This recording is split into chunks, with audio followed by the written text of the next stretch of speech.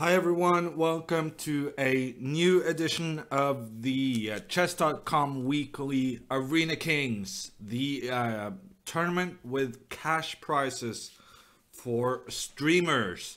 But it's not restricted to streamers, and if you want to play in the arena together with me, maybe even play against me, I'm gonna put the link to join in the chat. And we got people in the chat, and we have some emotes going crazy.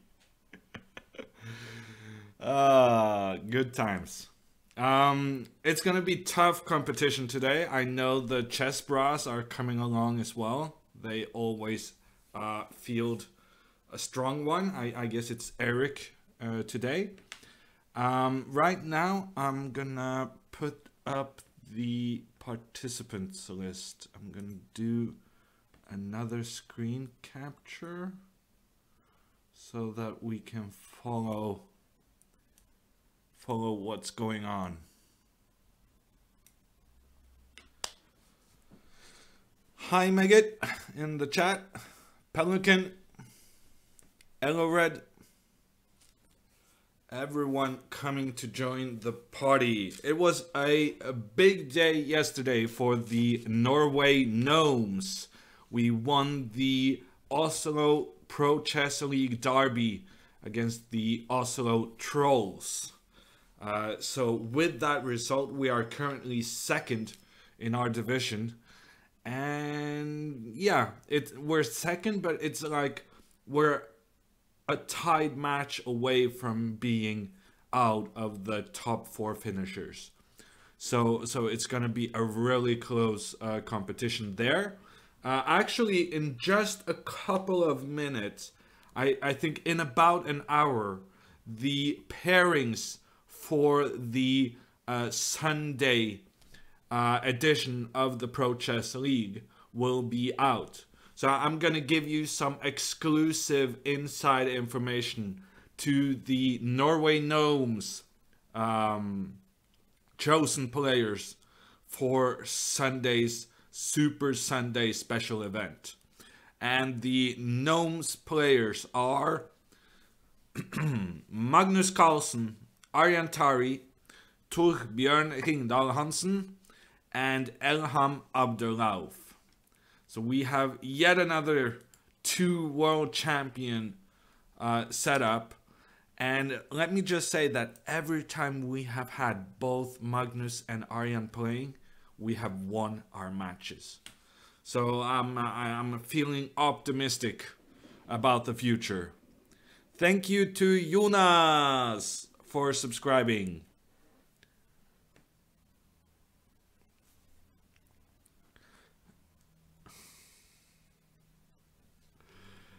So that is the Norway Gnomes news. It's gonna be at 5 p.m. Oslo time. 5 p.m. Oslo time.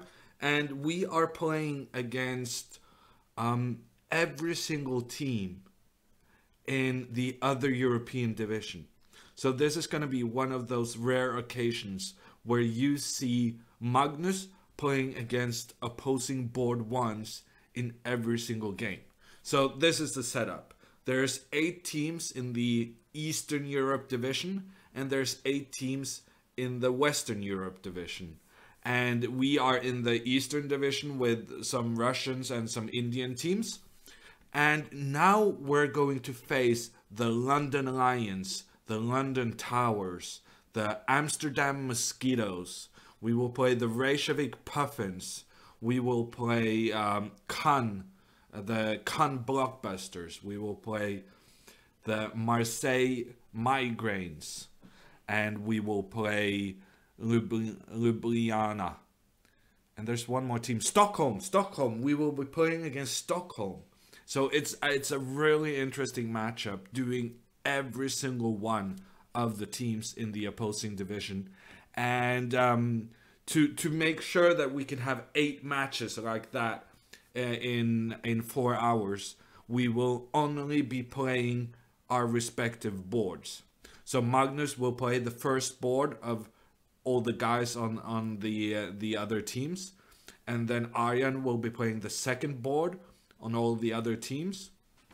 Torbjörn had his debut 2 weeks ago, and he did really, really well.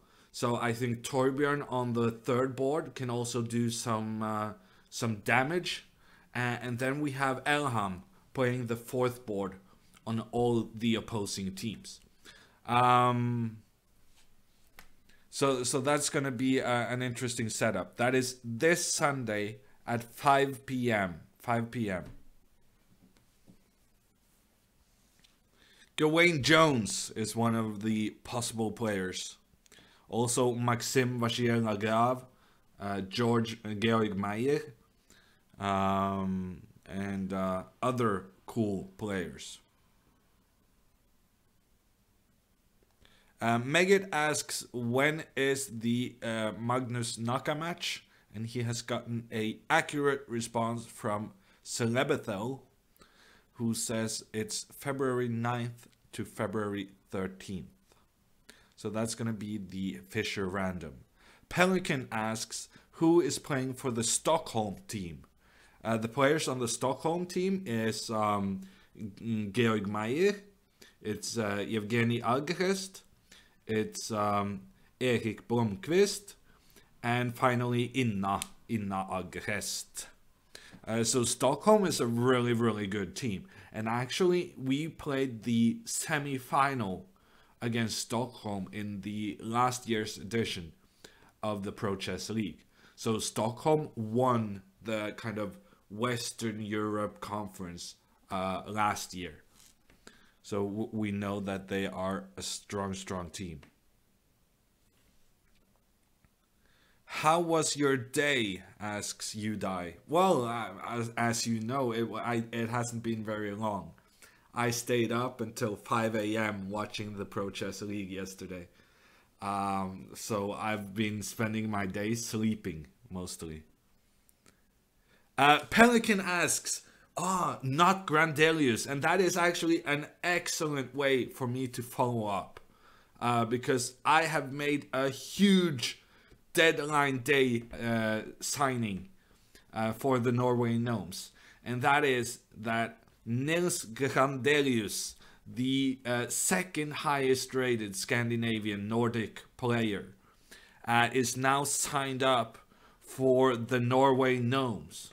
So Grandelius is a gnome, and we will be seeing him later in the season.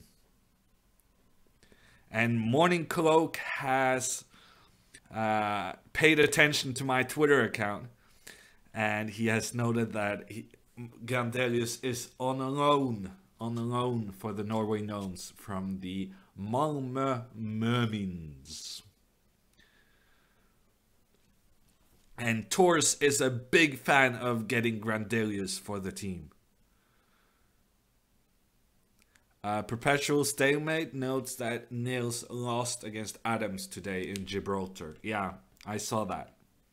So, but then on the other hand, he got to sign for the Norway Gnomes. So, you know, there's good news and there's bad news, and it evens itself out.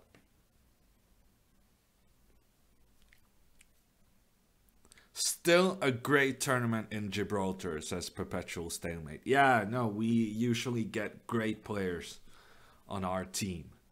So today's stream is going to be the chess.com Arena Kings tournament.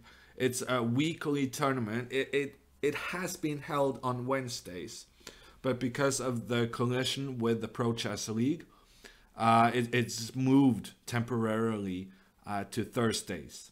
This is the 4th edition. I have one first place and one second place amongst the titled streamer players. So I'm hoping to go for a first prize today again. My cutout is poor because I have gone away. I went to my challenges instead. But let's look at who's in the field. We have Robert Hess, second ranked player at the moment, we have Manukyan, who actually did extremely well for the Armenian Eagles in the Pro Chess League. He was on my fantasy team and scored 3.5 points from board 4. So that is definitely a dangerous player to look at too.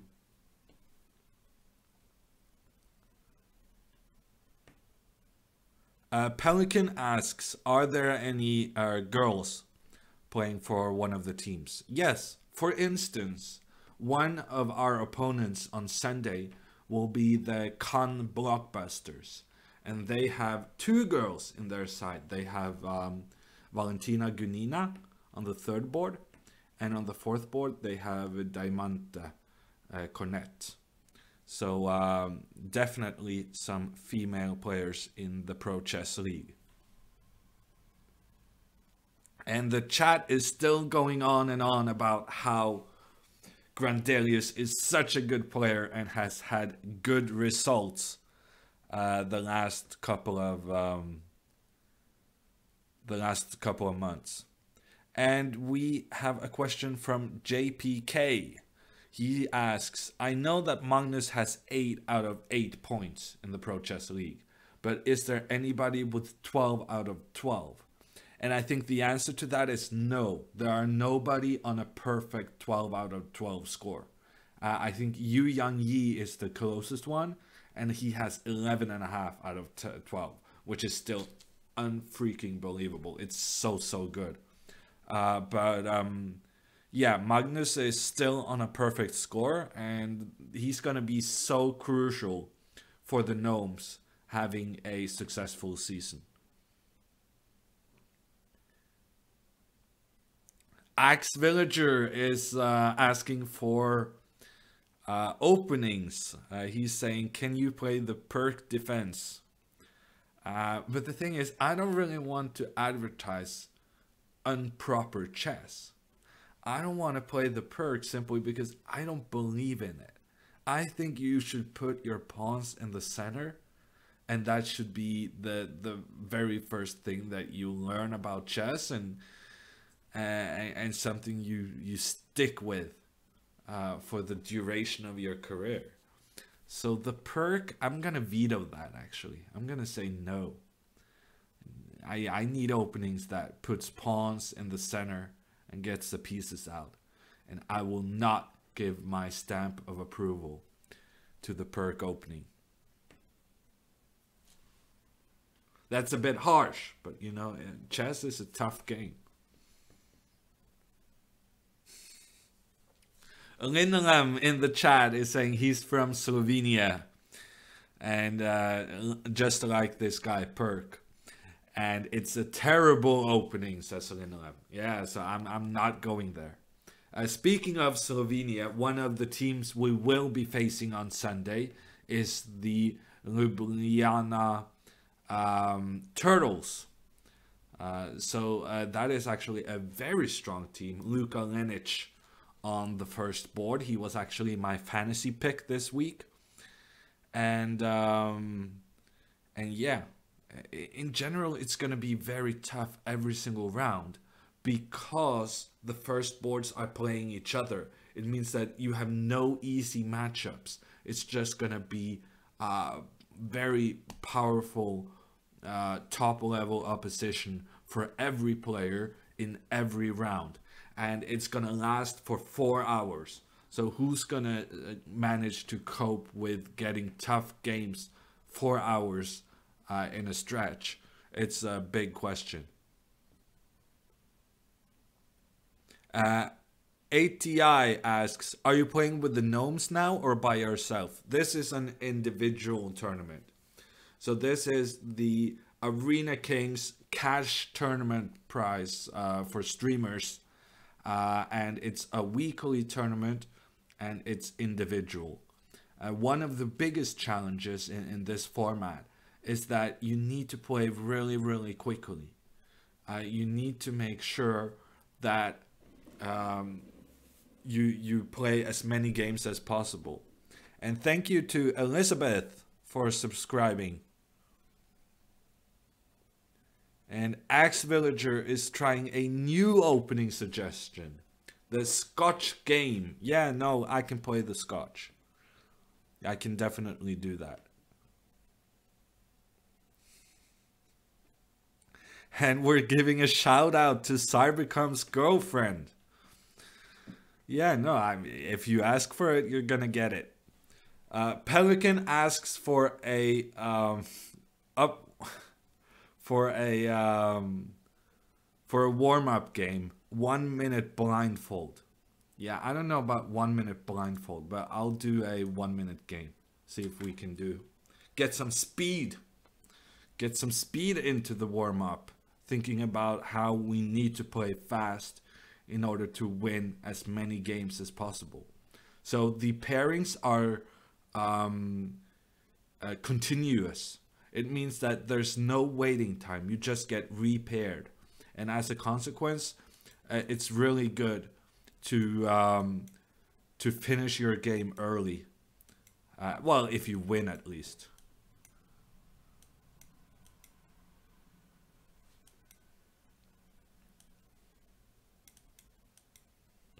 So we're playing a French guy. Yeah, I don't. French pronunciation is something I really shouldn't do. It's not fair to me or the French language.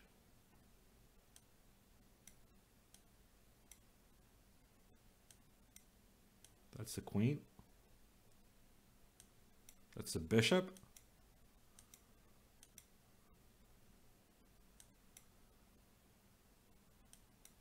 That's soon checkmate. Booyah. Hammer time!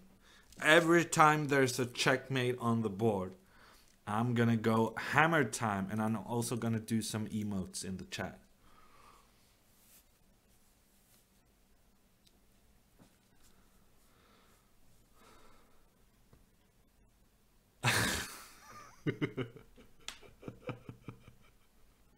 I'm sorry, guys. I cannot look at the chat. Yeah. Is this better? I wasn't looking at the chat. I'm sorry. Anyway, there's 8 more minutes. There's 8 more minutes. I won. It was a very nice game. I was capturing all his pieces and giving a checkmate in the end. But I'm just, you know, making sure you're paying attention.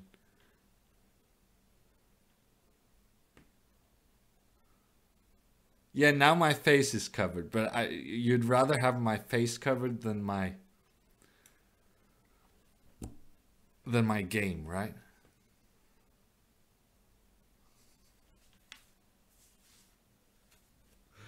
Okay. I'm gonna do one more bullet game, and then let's concentrate on the tournament. It's now how many? 7 more minutes until start. So you did get blindfolded bullet, but maybe not the way you were thinking about. I'm not gonna mess up doing the settings right now for blindfold. That's too much of an hassle. Udai is unhappy. He doesn't need the standings list. Okay, well, I mean, if you think that, I would just remove it. I would just remove it.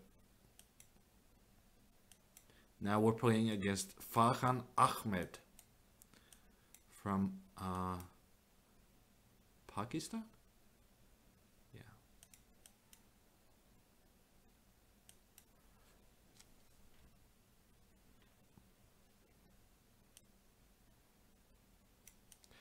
The first prize in the tournament is $100. $100 for the first prize.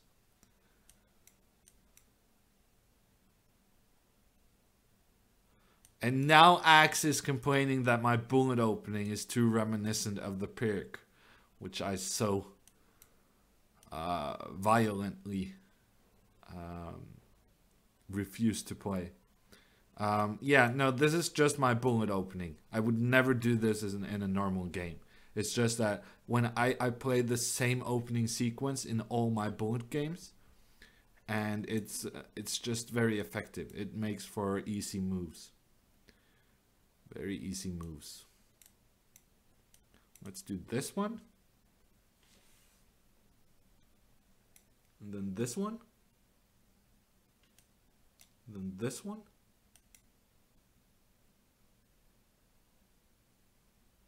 And then this one.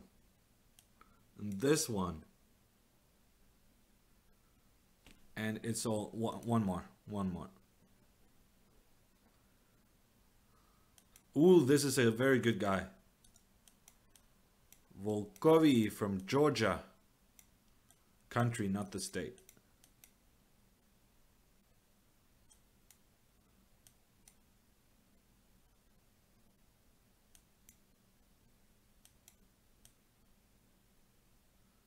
Let's do a little bit of reshuffling. And it all turns out okay. We have a very good position. Going after the pawn on d4. This is looking good.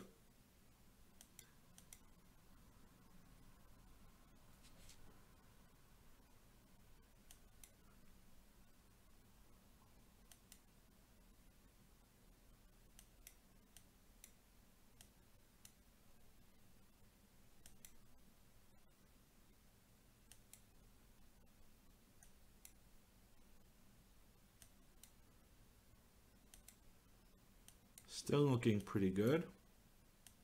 Not as good as it was, maybe. But there's some chances to attack on both sides of the board.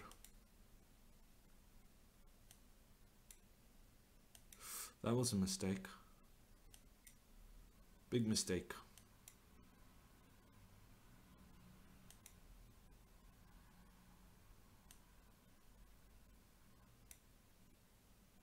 That was also a mistake.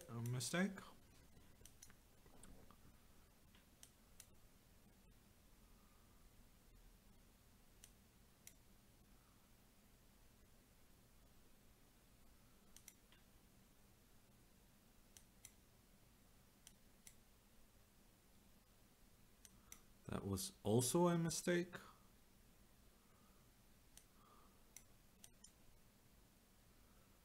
That was a mistake by him. But I think he's gonna survive, unfortunately. Actually, this is pretty instructive. I made a mistake here. I was completely winning. And in this moment, when I played f6 and takes, had I played knight g5 here, I would have won the game. Because he was expecting me to pre-move bishop takes f6. So he had pre-moved knight at f4. And had I gone knight g5, the unexpected, irrelevant intermezzo, then I would have won the game. Because then he would have gone knight f4 and I would have gotten the fork on the queen and the king. So we're 2 minutes out from the Arena Kings tournament starting. And I'm gonna do the screenshot of the tournament list because now it's actually pretty relevant as all the good guys are coming. And we have Eric Hansen, the first seed, and my opponent in the first round. We have Hammer, we have Krikor from Brazil, using the username Trade09. We have Robert Hess. We have some guy named Kurtz, who is pretty important to beat, seeing as how I lost to him the last Arena Kings tournament.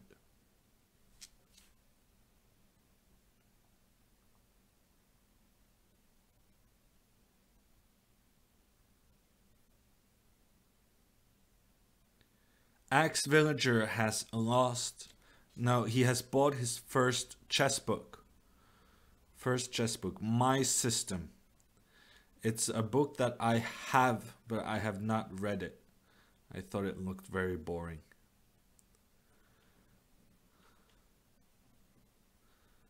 My System. Pretty boring. Probably a good book, but... Hamster asks, have you gotten your hands on that Alpha Zero program? No. I think Google is keeping that a bit of a secret. I think getting your hands on it is very difficult stuff. Kurtz loved beating you, says the chat. Well, then I'm gonna make sure it doesn't happen again.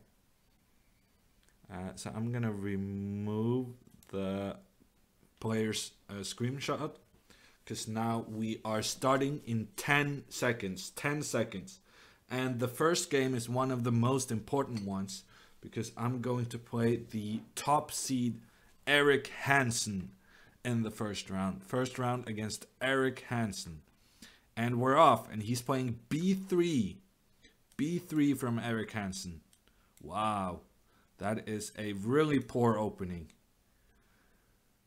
And I played this against Jabava very successfully recently. And I'm going to try it against Eric as well. That is not the move Jabava played against me. I'll go with my knight here.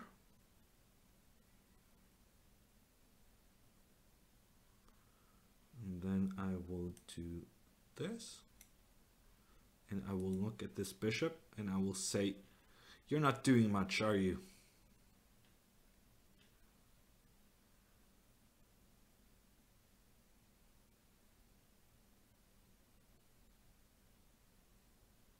And he realizes that as well, so he tries to exchange. And this is where I went wrong against Badu. I didn't do the exchange, but this time I'm gonna do it.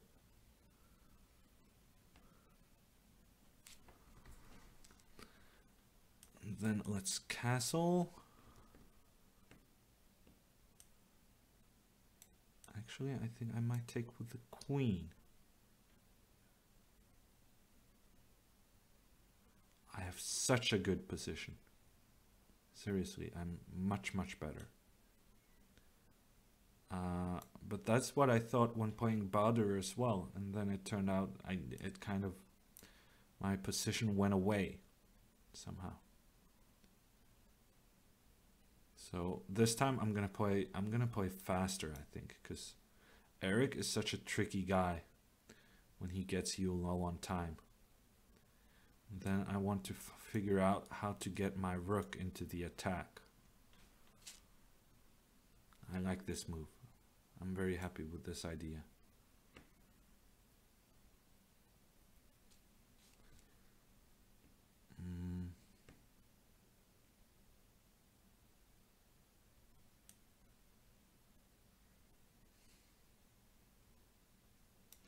This rook d6 thing was a bit too much, maybe. A bit too much. Okay, I'm gonna take this one, and then I'm gonna go queen c3. Trying to stop him from playing c4. Probably he will need to do something to go knight e2 to kick my queen out. And then, you know, what happens? I'm not sure. I'm not sure. So I'm gonna go here. And then I'm gonna go here. And then here. Maybe I should just go here. I'm gonna do this one.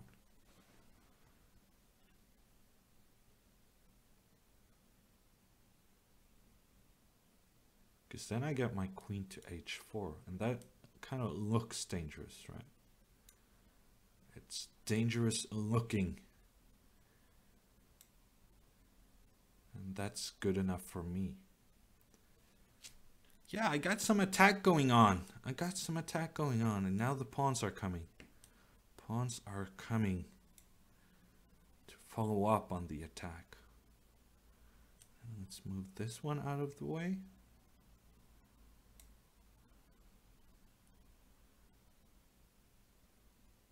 I don't know. If I were him, I would be slightly nervous. I think this looks pretty good for black. I might even just go here.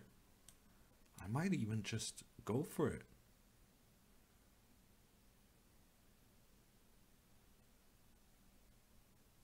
This is interesting. How is he going to defend?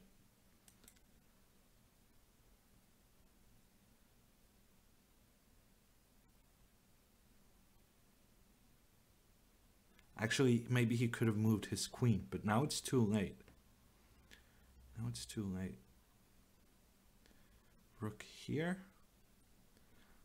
Cannot be a good move, no? And yet I start thinking, cannot be a good move. Okay, I'm just gonna take, I think. Take, and I'm a pawn up, and he will try to flag me, and I will try not to get flagged.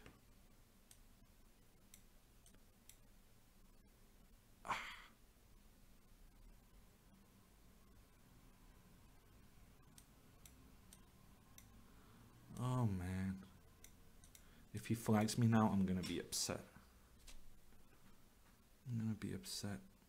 Yeah, he's probably gonna flag me. I think he executed this pretty well.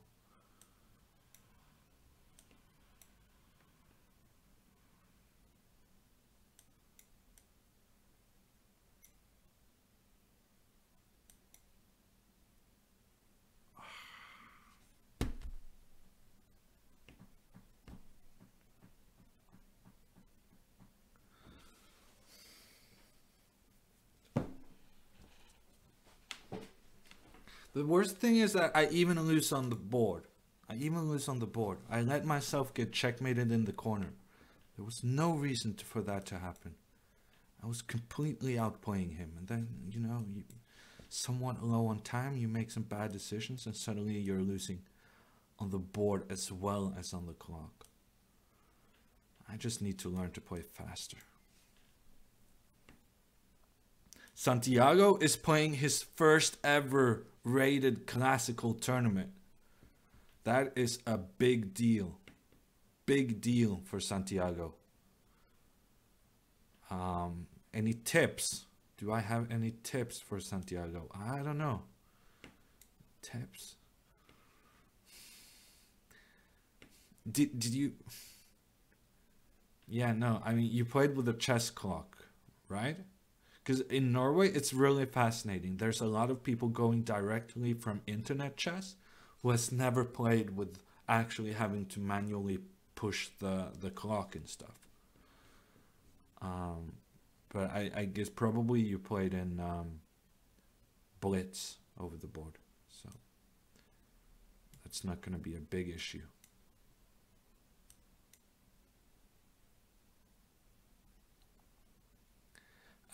Beauty is asking, when am I playing in Norway? He wants to get a chessboard signed. Well, that we gotta make happen. I'm not sure when I'm playing in Norway next. I'm not sure.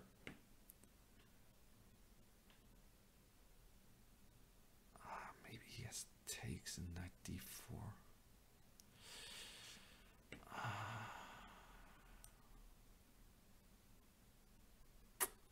He has takes and knight d4. That's annoying. Very annoying.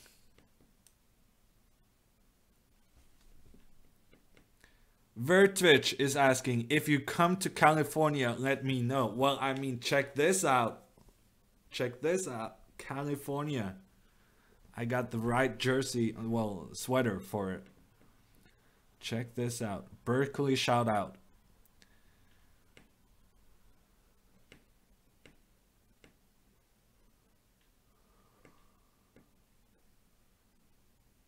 That is the closest thing I come to a second home, Berkeley.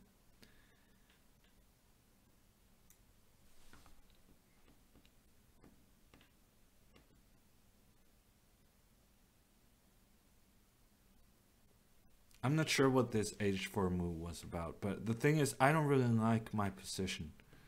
And I didn't really know what to do. Yeah, I'm getting outplayed by some Armenian kid. And it's kind of depressing. It's kind of depressing. But I'm gonna do to him what Eric did to me. And that's essentially how it works, right? The hierarchy. Is that I'm gonna flag him. No mercy. I'm just gonna flag him. Of course, I'm much worse. Much worse. But I'm gonna flag him. I really hate my position. I should have gone a4. I'm a pawn down. I have a bad bishop. I don't see any good reason to like my position. And now rook d6, rook f6 is going to be strong. Maybe I actually should prevent that. I'm going to go with the rook, not there, but here. And now he's opening up for my bishop. I kind of like that. My bishop really appreciates the effort my opponent is doing to make my bishop's life a bit better. But I'm still just, you know, pawn down, hating my position.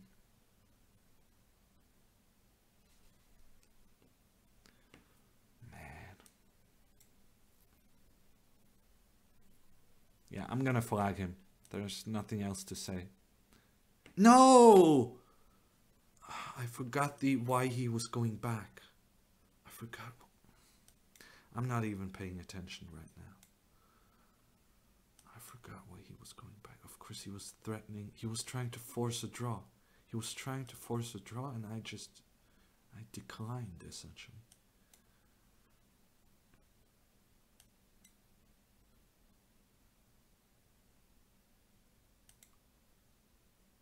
Okay, this is looking moderately interesting, no? I mean, I could see him blundering here. No, I cannot.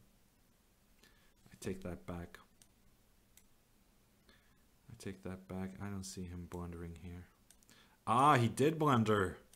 He thought he was being clever, but I was being more clever. And now we got ourselves a game of chess. For the first time in the entire game. That is such a cheap trick. I mean, I would feel bad for the kid, but this is essentially how Eric beat me the last time, right? So no feeling bad for your opponent. And now I'm just gonna go pick up this pawn on f5.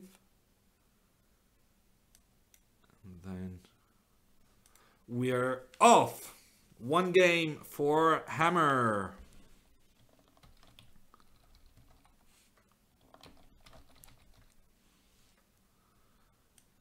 And we got a new guy from Belarus. Kondrat. And now I'm gonna play better and I'm gonna play faster. Both of those.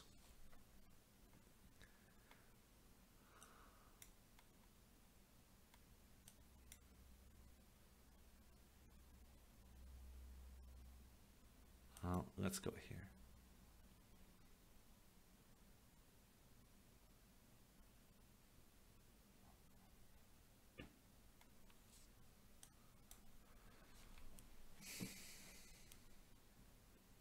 Okay, so so far so good. I have not blundered any pieces, but on the other hand, I am not better. I do not have a better position than my opponent. I would maybe even say I have a worse position than my opponent. But that's how I roll. Bad positions is my middle name. Except when playing against good players, in which I get good positions and end up losing. I'm still a bit bitter about that first game. Pretty bitter. I massively hate my position. I mean, with the white pieces, I massively hate my position. It shouldn't be possible, but here I'm sitting. This piece doesn't make too much sense. This one, yeah. Actually, this I quite like. Now I get a nice square for the knight on d4 and some options of pushing at a later stage. If given the chance, I would play a3. But that is an illustration of not being given that chance. And my opponent puts a piece there before I had time to do the same. And now he's playing knight f8. That's kind of a weird move, I think. I'm gonna keep going with this pawn. And then I'm gonna kind of aim at something with this bishop. And then move the king. And then move the queen. And essentially the only thing I'm planning is pushing this pawn. And then we'll see what happens. f4, this is part 1. a3 now also a possibility. No, I'm gonna go. I'm gonna keep pushing it and see how far it gets before my opponent gets nervous. Midnight Fox is, I think, essentially taking a jab at me, saying, you seem to have a lot of experience defending bad positions. And that is true. It's kind of difficult to argue against true statements.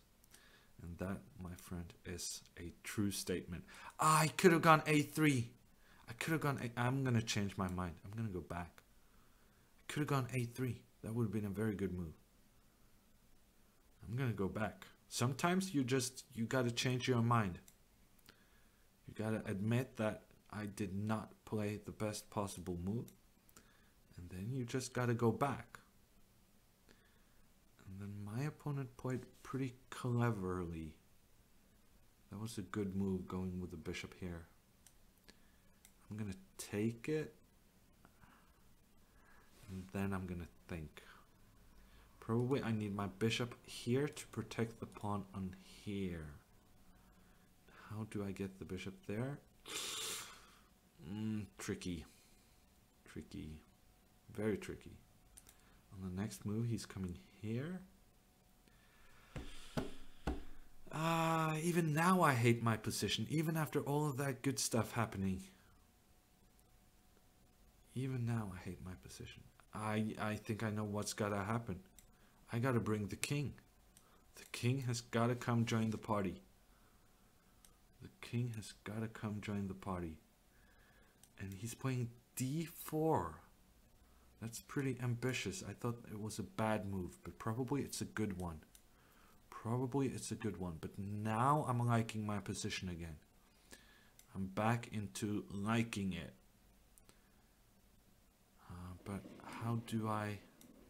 I'm low on time, and the thunder goes as John Scales is a new subscriber. And I'm very low on time. Very low on time. I gotta stop talking. I gotta start playing. Ooh, and I gotta start playing quickly. Very quickly. But this is check. That is not check.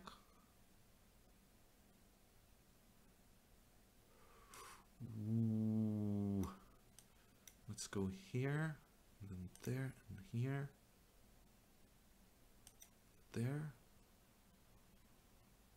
And there. Very long time. But it could work. I could see that pawn queening.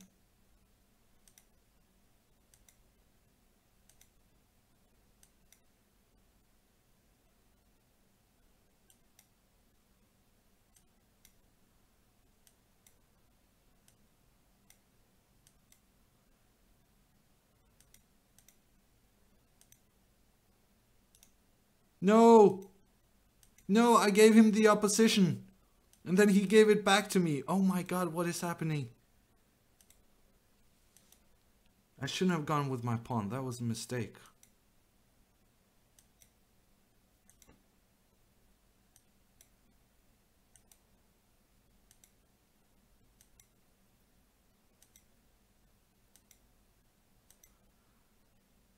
Once again, we see the famous hammer flagging technique to win the game. Yeah. I don't know how I'm gonna sit here on stream defending that, but it's internet blitz. I mean, I saw an opportunity to win the game. It's important to keep a winning streak. You're allowed to do it. You're probably not encouraged to, but unfortunately, my Belarusian friend had to be the payback time for my first round time defeat against Mr. Hansen. Proud moments, says Celeb. No, not proud. Proud is a bit of an overstatement. But yeah. Every position is possible to win. You just gotta flag them.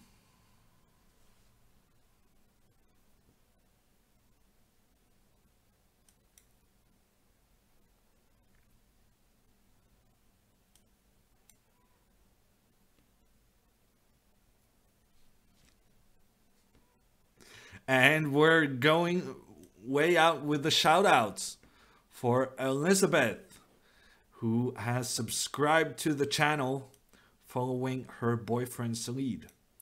So we are definitely encouraging Elizabeth to keep subscribing to good chess content.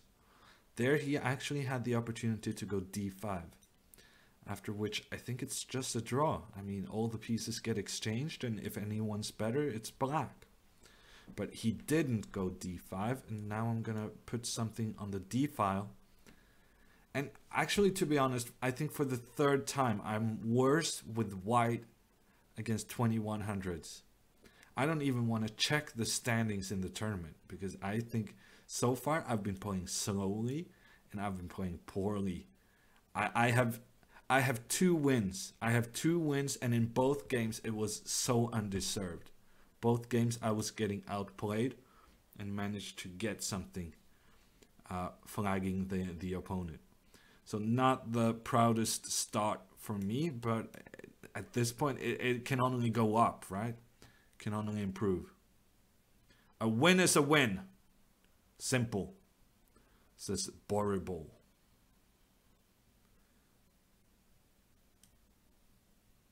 But on the other hand, would we have very big expectations? Duck is late. Goes, Hammer is too weak, too slow. That is actually true. Had it been me playing in that video instead of Laurent, it would still have been completely accurate. And I'm getting crushed again. Again. Wow. The center is opening and my position is in ruins. No, I can play c5. I have to play c5 to keep the lines, the rook pointing toward the queen. I need to keep that line closed. And then on the next move, maybe I can do something like knight f5.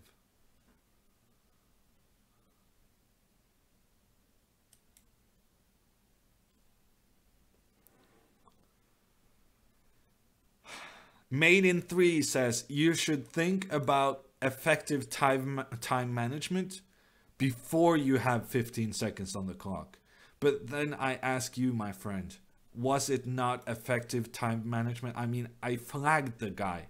How is that not effective time management? I had enough time to flag my opponent with a queen up.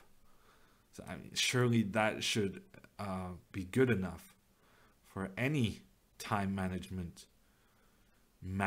consultant. I want to trap this knight, and I think it's gonna happen for me.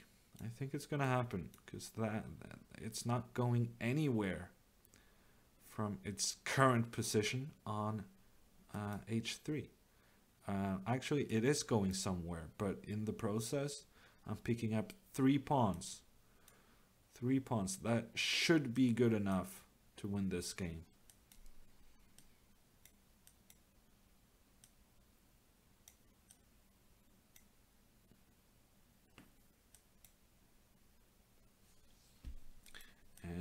got ourselves a checkmate. Hammer time. And we're three wins in a row. The situation is improving. I'm currently 14th in the standings. So if I just play a little bit faster and a little bit better, I think this could turn out pretty well after all. Let's do a Catalan opening. Catalan opening with this guy from Algeria. No. Diz? Isn't that the Algerian flag? Diz. What could Diz be? I'm not sure. Diz. I'm not sure what flag that is. Okay. Then I guess we have to go to the chat. What flag is this? Apparently it's not the Algerian flag.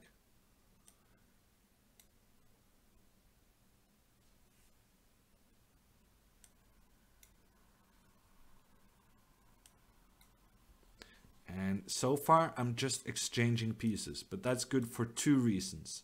The number one reason is that we're playing quickly, so I might be able to get this game over with pretty soon. And the number two reason it's good is because I have a much better pawn structure, and I'm hoping to exploit that in an endgame. So I'm gonna try to exchange even more pieces. Even more pieces. Maybe even more pieces. Yeah, I don't know. I probably made a mistake. Because now he has rook e8. And then who knows what's happening. Actually, rook e8 I can take on d5. And there's checkmate. If he takes on e2. Yeah. Probably it's good for me anyhow. Let's just do... but then he takes.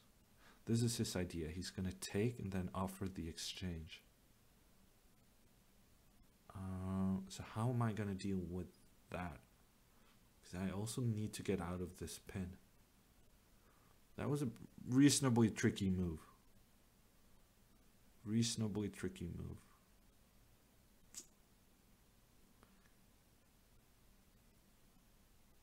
And I'm thinking. I'm not supposed to be thinking. That is basically the only strategy in this tournament format. Do not think for no good reason. Okay, I'm gonna go here and then see what he's planning. Yeah, he was planning that, and I thought, well, the way I did it now, I probably stopped it from being effective. But the truth is, I did not stop it from being effective. It's still effective. And I might even be worse. How did I manage to misplay this very simple endgame?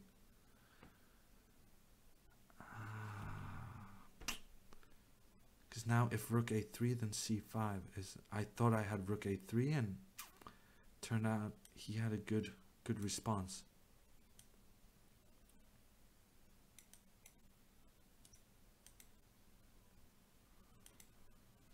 He's playing very quickly.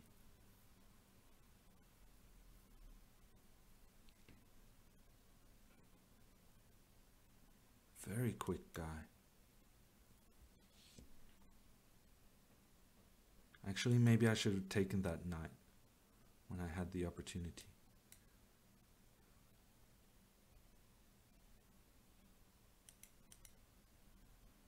Nah, I'm still better. I have some pressure. I can do some grandmaster endgame magic here.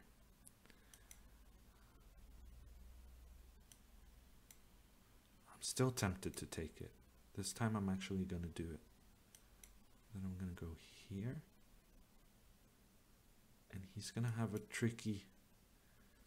He's going to have some tricky decisions to make. That was a definite mistake. Also, this was a mistake. I should have just gone e4. I should have just gone e4 earlier.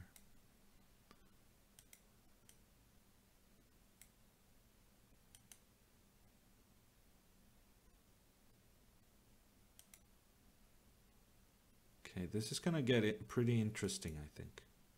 No, are you kidding me? That is such a bad move. C6 allows him to get D6 for his king. I mean, this is for the third game running. I'm managing to make draws against people I should be beating. This is so sick.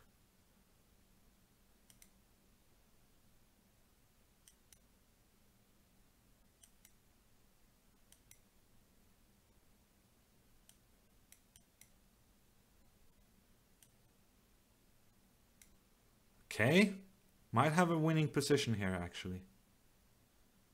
He made a mistake.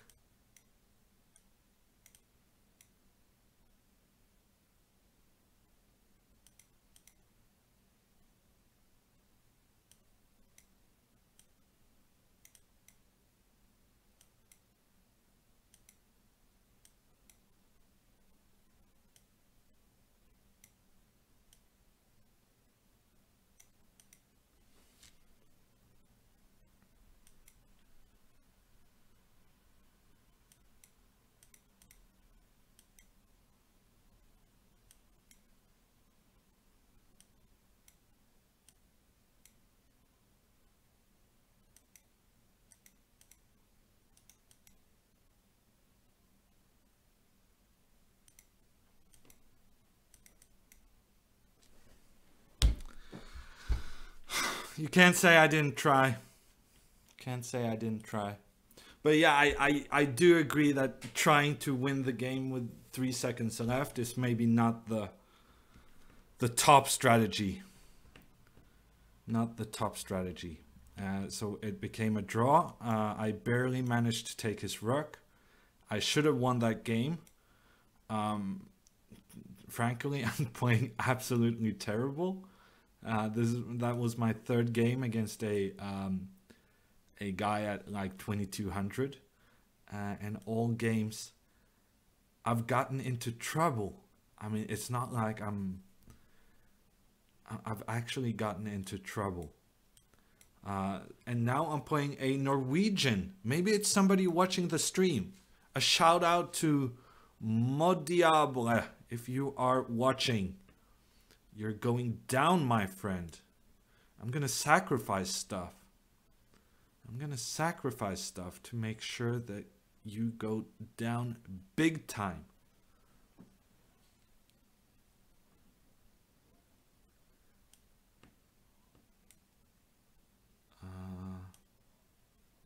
Maybe I'm going down.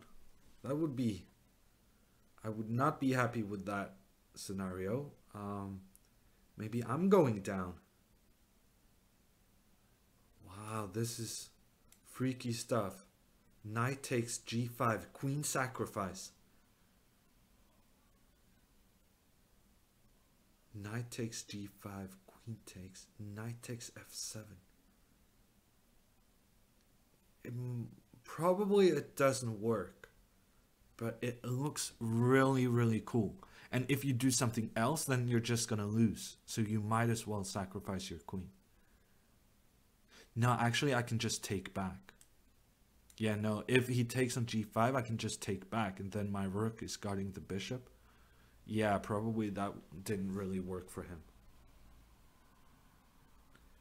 And now the question, which piece do I use to exchange? I'm gonna use my bishop so that it doesn't get locked out of play on h5, and then go back.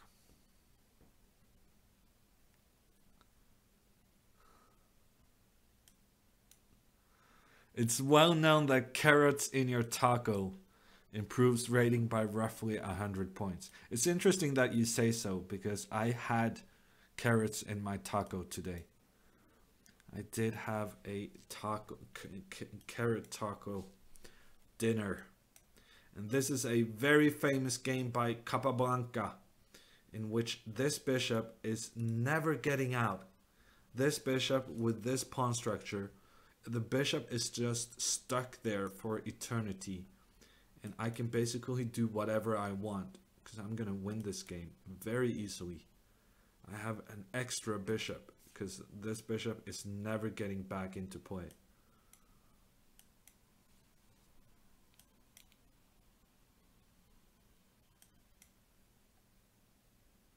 So now we're bringing out the classics.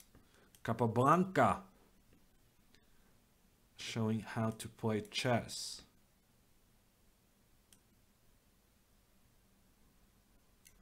That is old school stuff.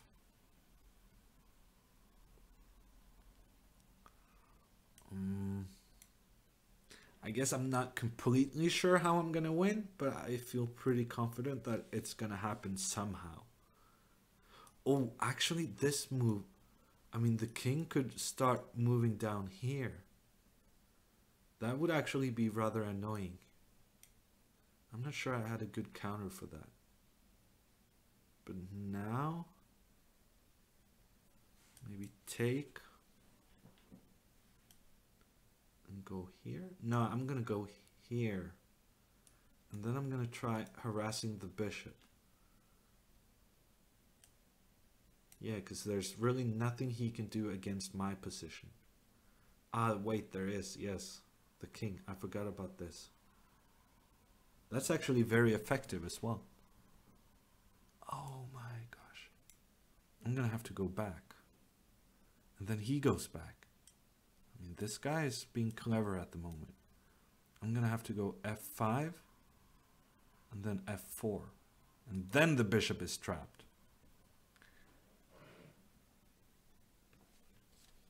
Capablanca, fundamentals. I have the Capablanca endgame fundamentals, I think. I think it's a good book.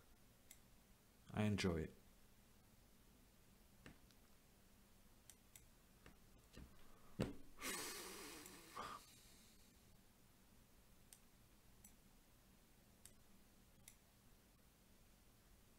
I kind of just assume that I'm checkmating, but I haven't actually seen the checkmating sequence. I can go here. And then king c8 next move. And then I get checkmate on a4. That's pretty sweet. Hammer time! Checkmate! I'm way behind. I'm number 32. I'm number 32 in the arena. I'm lagging so far behind. And I'm playing absolutely terrible chess. Do not copy the way I'm playing. It's not going very well. And now we're in some kind of funky opening line. I don't really remember how to play. I don't remember how to play this. And it's against Kurtz, the guy with the mannered monkey username. And apparently I heard a rumor. He's not very mannered. I heard a rumor that his username may be somewhat ironic. But I'm gonna go for this pawn. And when he now defends, I'm just gonna castle. I'm just gonna castle. And I got all my pieces reasonably well defended. And I was hoping he would make that move, the knight to a4. Because now I get the exchange of queens while he loses a lot of time. And then he blunders. No, he didn't blunder. He actually had rook. He actually had rook d4 there. But he did blunder. I thought he blundered. He thought he blundered. But he had rook d4. Which was a doubled attack that would have gotten him one of my bishops. So now I'm going to place this knight on b5. Where it's going to be pretty effective. Pretty effective. And then I'm going to place a rook on the d file. Another rook on the c file. And then a6 just to protect everything. And the mannered monkey is going down today. He's not saving this.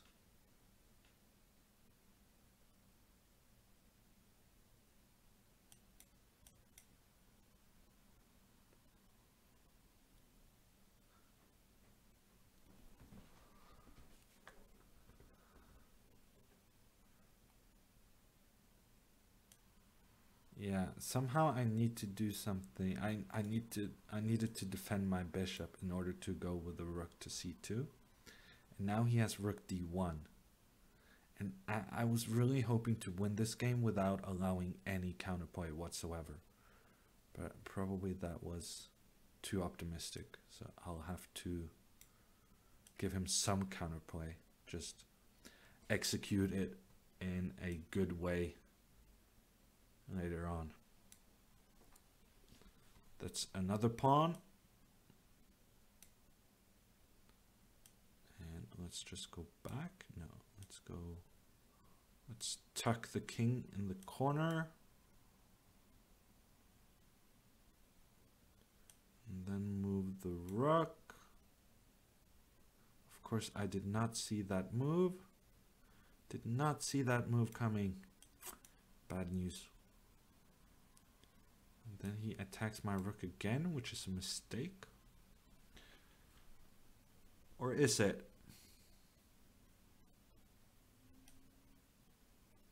Maybe it's not a mistake. Let's go back. Then I can go here.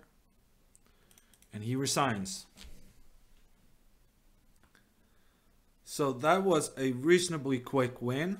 I'm still way behind the leaders. Way behind the leaders. I really need to speed up. And now I'm playing a 1500 rated player. I mean, I'm getting so lucky with my pairings. And yet I'm lagging way behind. So now I just need to play so quickly, trying to catch up with the top dogs. I'm gonna do some really low bro attacking chess. I'm just gonna go for it. Put that knight on g5, come out with the queen. I'm just gonna go for the throat.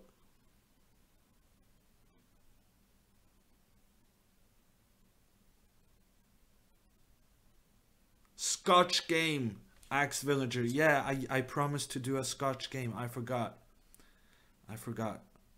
I'll keep trying not to forget. Fast win incoming, says Viking Elder. Yeah, no, I mean, I hope so. But you never know. I mean, judging by my play the first couple of games, I don't think there's any guaranteed this is going to be easy. Rather the opposite. This is going to be tricky. Every game is going to be so tricky.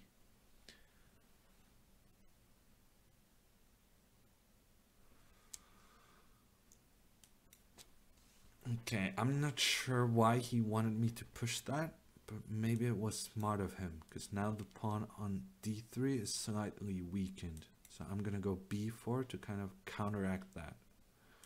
Now bishop g5. Just standing there asking some questions, and now I got the opportunity, and I'm going to take the opportunity I got.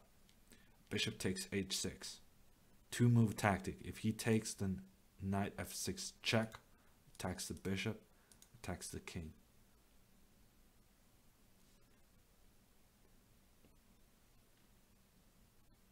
I'm out of focus, says Mr. Freeze.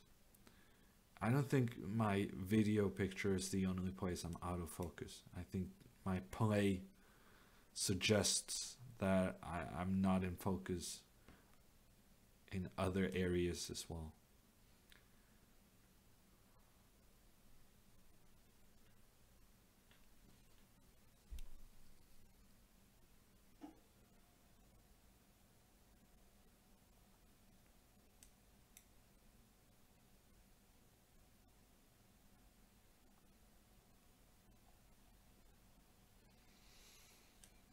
Yeah, I'm happy that I'm a pawn up, and I'm happy that I'm probably going to win this game.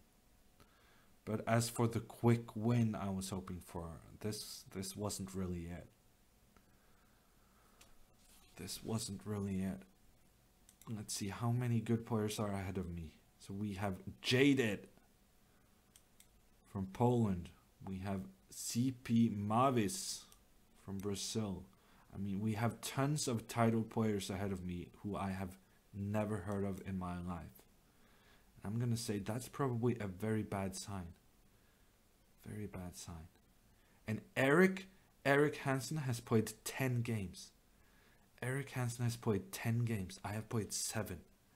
I'm playing so much slower than the other guys. So much slower. That is sick. Okay, but now we got hammer time, checkmate on the board. That's 3 points for the win. And I'm gonna need many, many, many more points. Viking Elder asks, are you one of the highest rated players in tournament in classic chess? Yes. Eric is slightly ahead of me, but I am the second seed.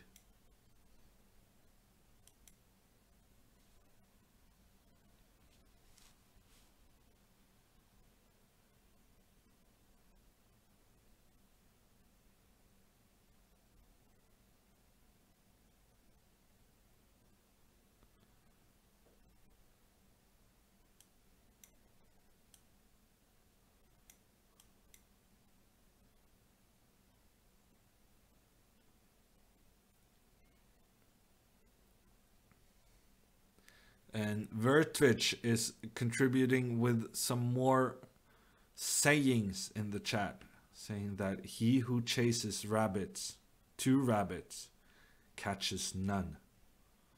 That is very deep stuff in the chat from Vertwitch.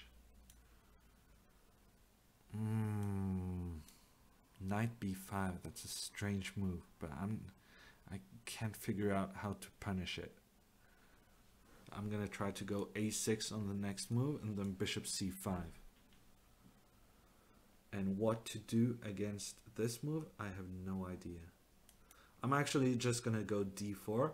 I'm not sure it's a good move, but it's a tricky move. And I'm so far behind in the standings. I'm thinking tricky moves is the order of the day. Tricky moves is what I gotta do right now. I can take this one and I will probably win a piece. But I can also play a6 and I will definitely win a piece. But the thing is, if I take this one, I get his bishop. And I really want to get his bishop as well as to win a piece. So I'm confused what to do. Yeah, I'm not sure this wins a piece. If I thought, okay, but this doesn't win a piece either, so my whole argument was pretty moot. Okay, but I have the bishop pair in an open position, and I spent way too much thinking on my last move, but it should be possible to make something happen here.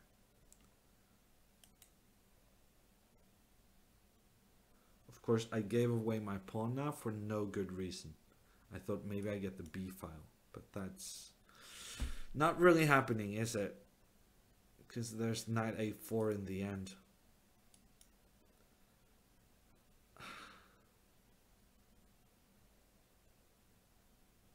Isolda is asking, do I have any kids? No, there's no mini hammers.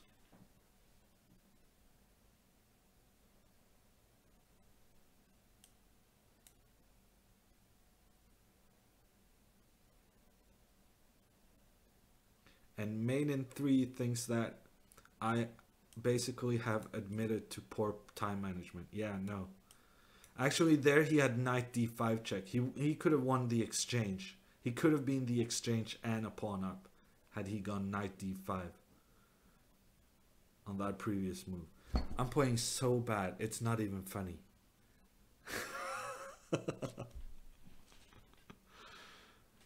If you had a child, would you call him or her Lilla Hammer? No, probably not. It's funny because there's a city in Norway called Lillehammer for our international audience to follow the Norwegian language jokes.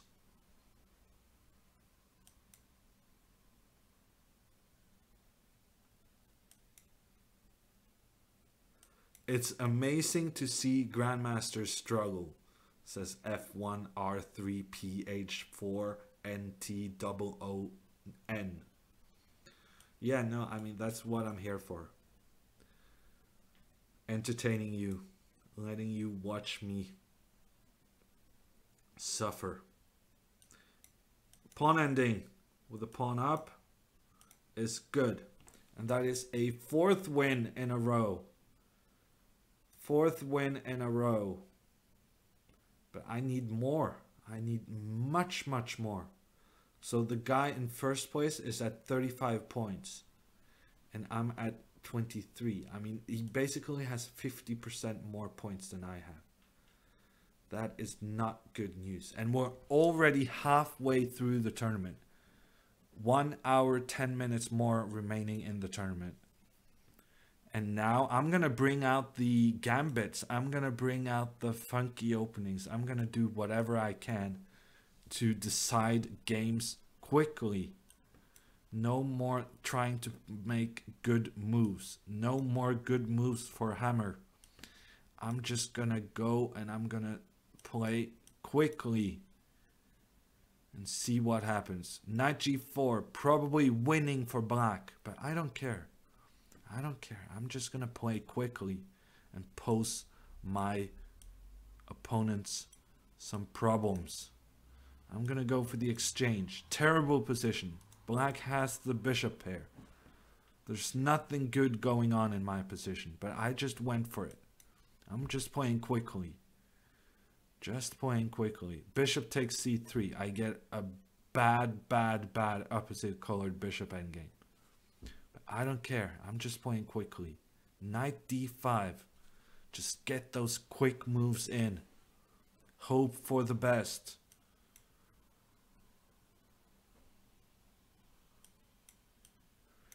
No more good moves for sure, says F. The username I, for some reason, said the entirety of last time round. Yeah, no, good moves are out. Unfashionable. Quick moves are in.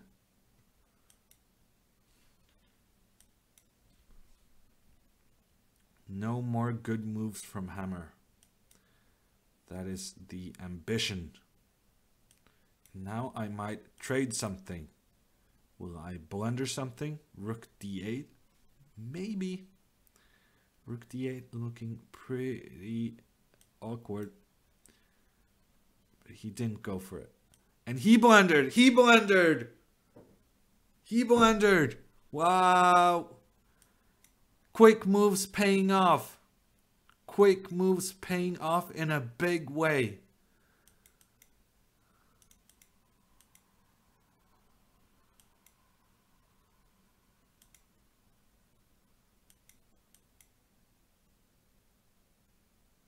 Let's keep doing the quick moves to frustrate the opponents. Okay, new strategy, new strategy. Quick moves only. No trying to play good chess. No trying to play good chess. That has been my key mistake this entire time. I've tried to play good moves. Good moves do not pay off in blitz chess. I'm doing quick moves now. Putting pressure.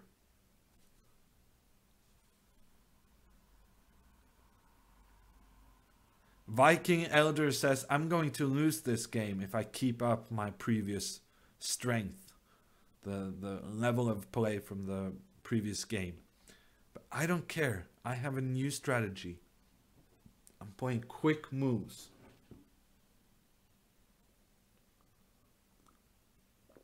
Yeah, my opponent is having some connection issues. Which is good, because then it's even easier to flag him afterwards. Attilas has a big suggestion in the chat. Why don't you just play good moves quickly? Yeah, no, that would be even better. Even better. JPX is saying, I'm catching the titled players ahead.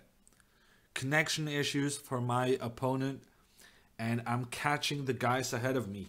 I'm currently in 7th place, and it's looking good to win another game against Sociedad from Romania, currently experiencing some internet issues.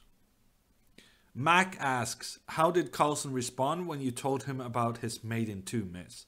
He said, and I quote, I missed that. But in Norwegian, so that is the translated version of what he said.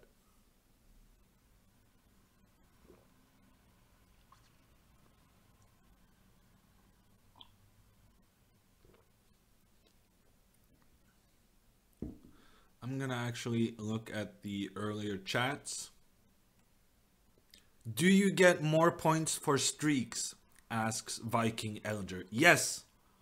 When you are on a streak, you get more points. So it's actually very important to keep winning many games in a row.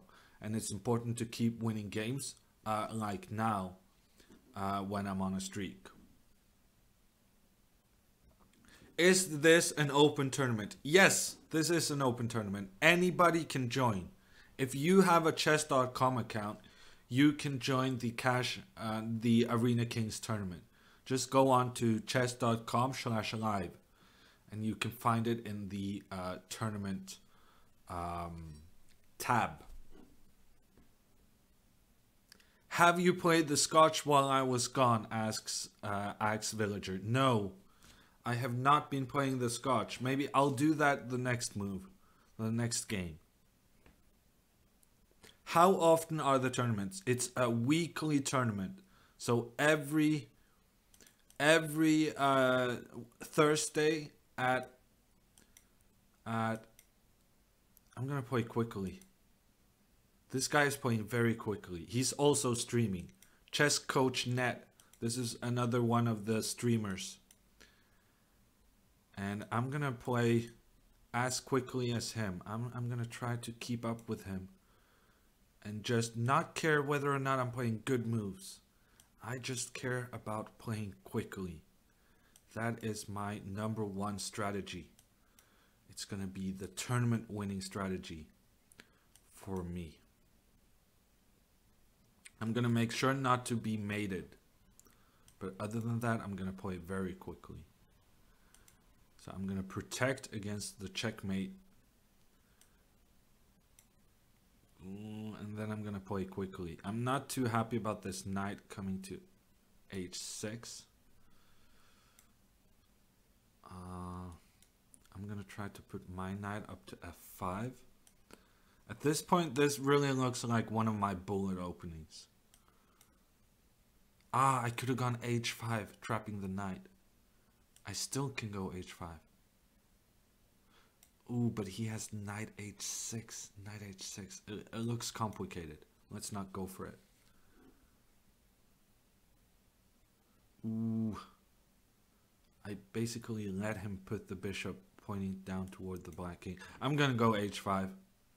And now he can go knight h6. And basically I'm hoping he doesn't do it.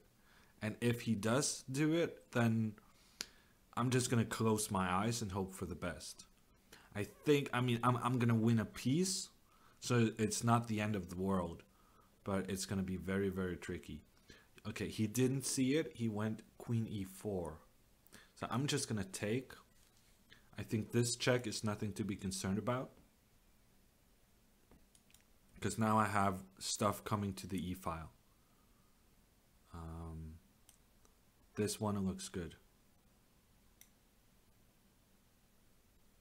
And he exchanged. I mean, that's making it very easy for me. Piece up. Exchange of queens. It's all looking good. I'll maybe even go aggressively to e2. Okay, so this is good news. My opponent was playing very quickly.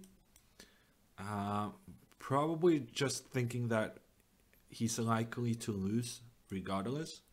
So if he's gonna lose, he probably wanted to lose quickly in order to be able to do a new game pretty soon. And I'm happy about my position. But the guy's still playing, causing some trouble. causing some trouble. That's annoying. Let's go here. And then let's go here. No. Here. This is better.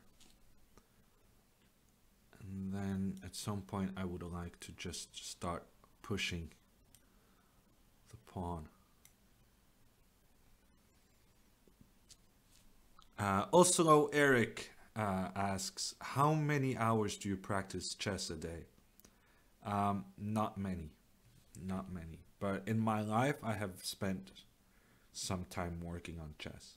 But per day at the moment, it's not very much.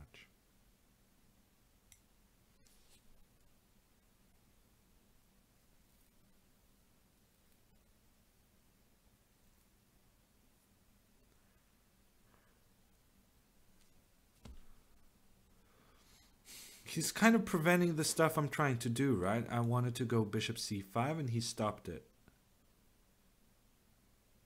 And I really thought this game was going to be over a long time ago. I'm a pawn up and nothing bad is really happening. But he keeps on fighting. And I'm spending too much time letting him fight.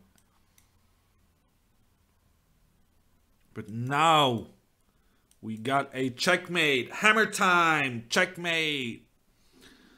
And we got the game finished. I really hoped I could have done it quicker, but that's how it goes. Now I'm playing against the Grandmaster, Chirilla. He's actually, I think he might be living in Berkeley, or at least he was some time ago. And that move.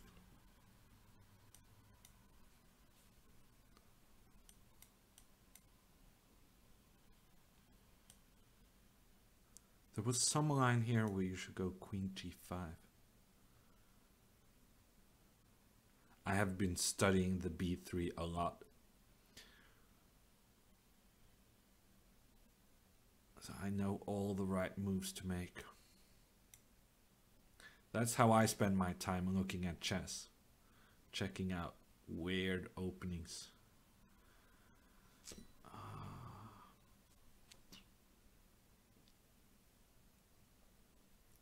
I'm just gonna go d4. I already said I should be playing quicker, so let's just go for it. Get the pieces out. Hope for the best. I hate my position if he goes d5. I mean, I have nothing going on really. You can't even argue that I have some compensation. I mean, I'm just a pawn down and I hate my position. But I'm playing reasonably quickly and I'm playing tricky. So I'm basically trying to confuse him. I'm trying to confuse him into spending a lot of time. And that is my main hope as the position stands. Just make him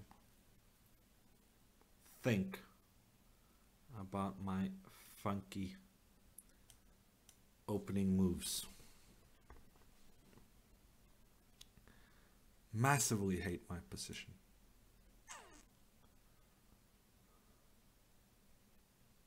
Okay, but it's tricky. I mean, he's a pawn up, but there's some tricks in the position. So it's not very easy for him to make his moves. This is interesting. This is interesting. Maybe I can do something very forceful. Gotta consider taking on taking this one. Is it good? Probably not. But it's interesting. It's very interesting. I'm gonna do it.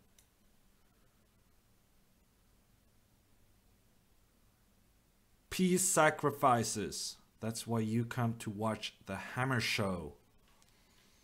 And let's see what happens. I am not sure myself. I have confused everybody, myself included. with this opening play. Now I think I'm actually gonna go here.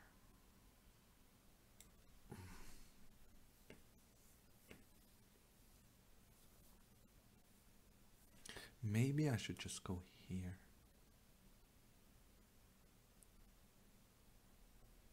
Okay, this is interesting.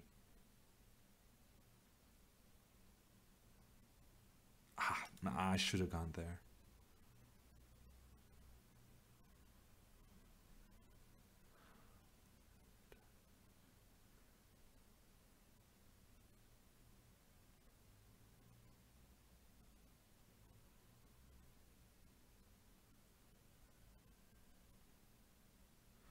Okay, I'm gonna go do this.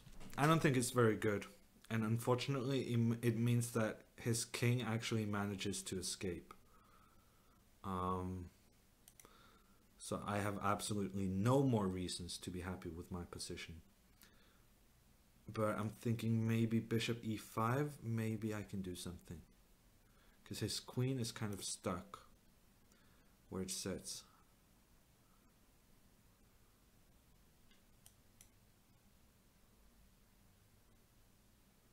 His queen is kind of stuck. And then I go f3. And here. Then,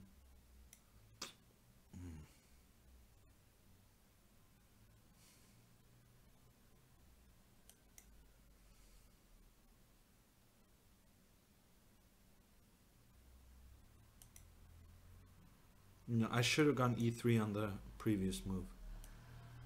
But I got another chance, and this time I'm taking it.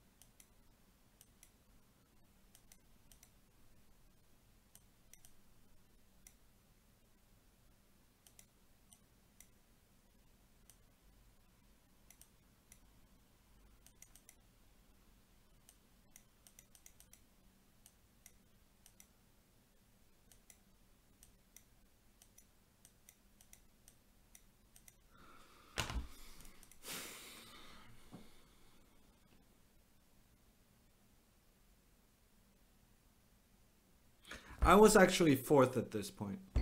I was fourth, but now I lost my streak. And I didn't play old, I mean, I played very loose chess, but I violated my #1 rule. And I forgot to play the Scotch. I have violated my rule of playing quickly, because it became a very strange position, which was very difficult to determine what was going on. And I stopped playing quickly and I got flagged. And that is just so well deserved, because I told myself to play more quickly, and then I didn't listen to myself. And then you deserve to get flagged. And now I allow him to play g6. Oh, what's going on? Everything going so poorly. Axe Villager asks, will this be uploaded and loaded to YouTube? Yes, it will, but it's going to be on a 3-week delay. So there's video on demand for subscribers, and then everybody can watch videos when I put them on YouTube 3 weeks after broadcast. How do you become a grandmaster, asks Elizabeth. You get a rating of 2500 and then 3 special good tournament results. So you need to have what is referred to as grandmaster norms, in which you have a very good performance in 3 tournaments.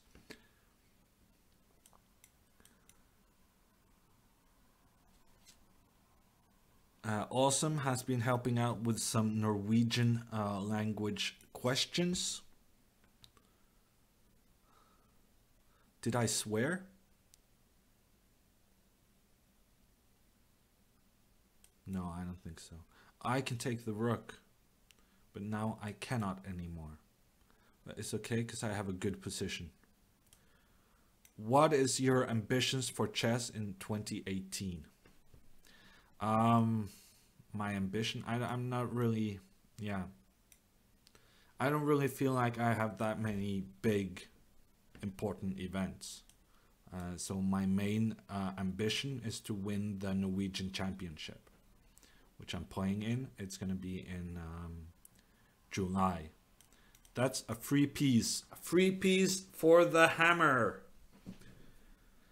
Free piece for the hammer, and maybe I get a quick win to get back into it. No. The guy's playing on. Did somebody make an announcement to tell everybody that I'm playing really poor chess at the moment? Because they are not resigning. They are fighting on. Sometimes with good reason, most of the time not with a very good reason. And now I'm gonna open up for this bishop. Gonna come join the party, join the attack. And then I'm gonna pick up a rook. Is that gonna be enough to get a resignation? No, he's gonna give up the queen. People are really not giving me a lot of credit. I don't think they don't think I'm playing very well. I mean, it's very difficult to disagree, of course, but that's how it is. That is hammer time, checkmate. And I'm still number 4. I'm still number 4. I'm still top 3 among the title players by some kind of miracle. Because every time I'm playing somebody decent, I'm getting into trouble. Even the 2200 guys, I'm getting into trouble. So I just got to start playing much, much quicker.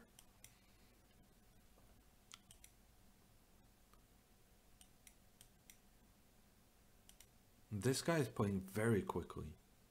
And he's making some strange decisions, but as am I, as am I. So let's go here.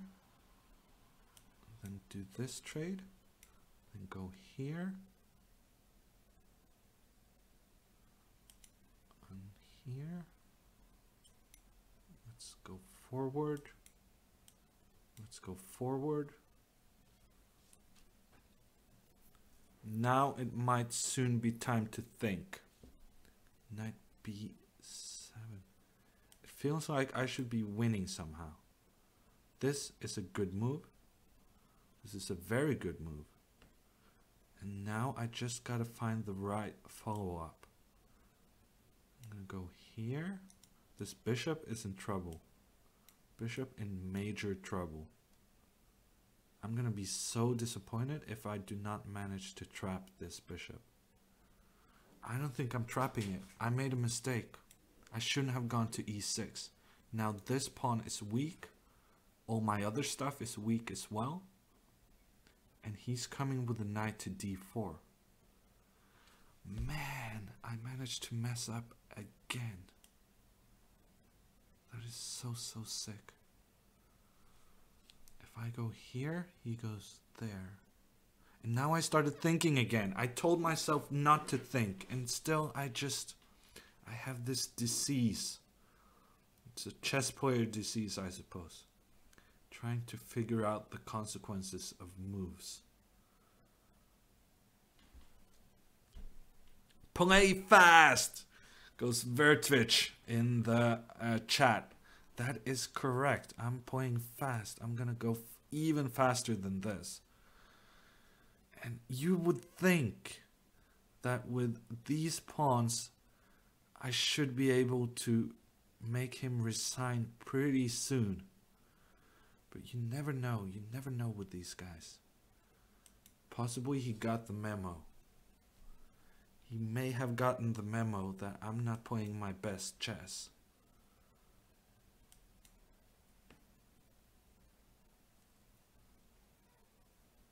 And now I'm just doing freaky stuff.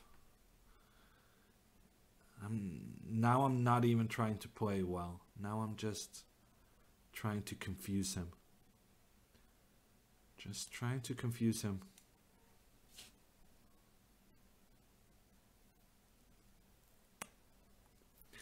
I'm unhappy about my play in this game as well. Queen g5, maybe that's a good idea. I mean, I can pretend to threaten something, but in reality, I'm not sure. Maybe d6. d6 is probably pretty scary for him. Check. I'm going to take this one first, and then he gets a big decision. Because if he takes with the h-pawn, I think there's a good chance I'm going to checkmate him on the h-file.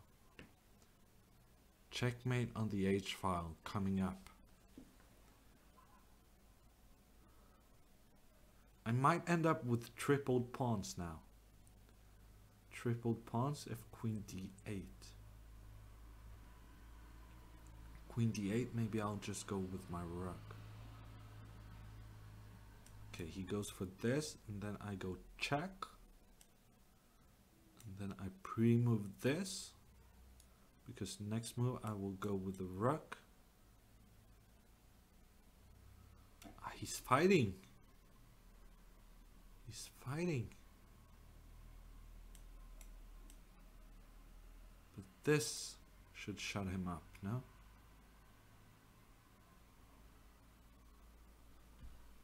And then this. And then this. Those are some pretty good looking pawns. Very good looking pawns. And then this.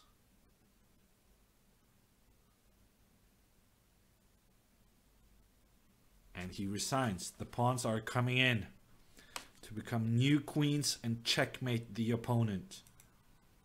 It's another win. I'm currently in 4th place. 4th place amongst the streaming titled players. I'm being ridiculously lucky in the pairings.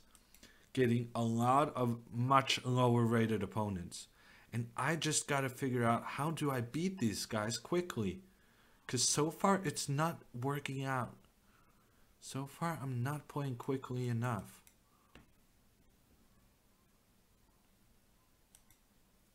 Those pawns could do some modeling, says Udai. Yeah, those are good looking pawns. Very good looking.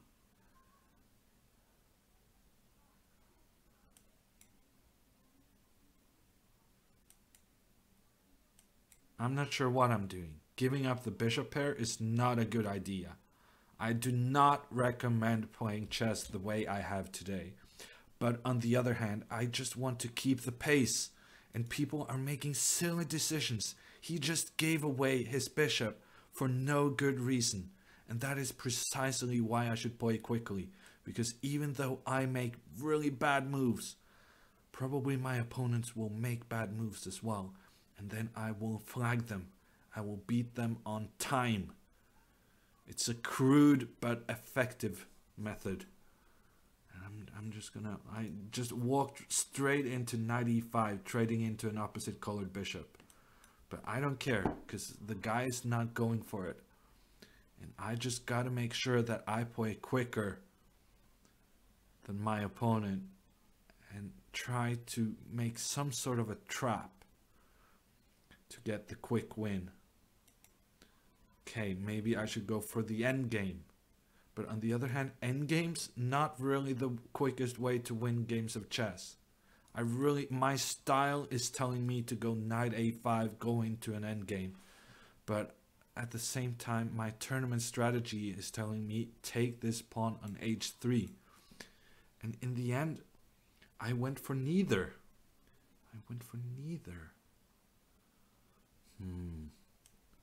Let's try to see if he blunders a rook.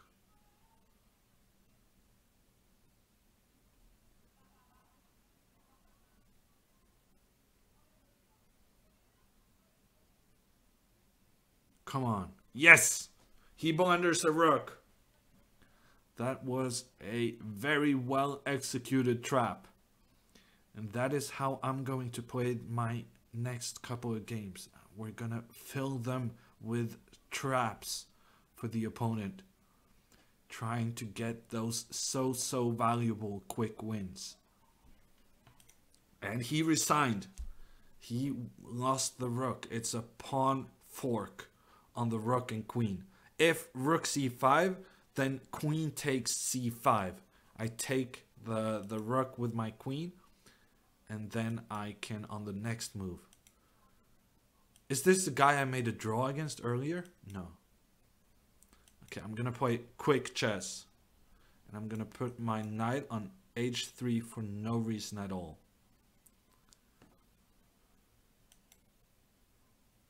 No reason whatsoever.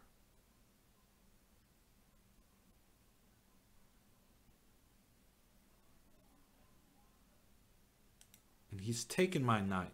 This is why I should make these moves. Sometimes people just give me free bishops. Free bishops. Those are my favorite kinds of bishops. And then he's gonna try to trick me, but probably I'm gonna not play b3 because then he has knight takes d5. And now I'm ready to play b3 because now I have the queen guarding the knight. This is going to be another quick win, I think. I'm very happy with my position. Very happy. That move I don't understand.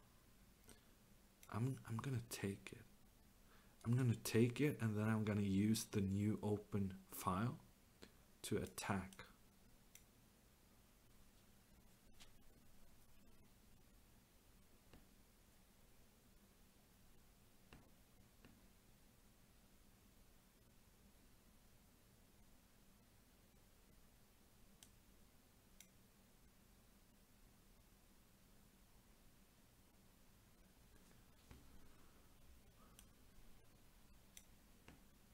Keep up the pace is the encouragement I'm getting on the Twitch chat. Keep up the pace. Yeah, I'm gonna do that. Keep up the pace. That is my mission in life right now. And he's taking on, he thought he was being clever, taking on c3 and then trapping my bishop. But he forgot that there was a pin. And he didn't get my bishop, but he did succeed in opening more lines toward the black king side. And I'm going to have a devastating attack coming up now. Bishop back to g5. Next move, rook g1. This is going to be a quick win. And we know how we love those quick wins. I'm just going to go f6 for absolutely no reason at all. Why on earth did I make that move? That was so silly. I gave away for a pawn for absolutely nothing. And that's not gonna get my opponents to resign when you just give away your pieces. It's not really the best incentive to play bad moves, giving your opponents hope.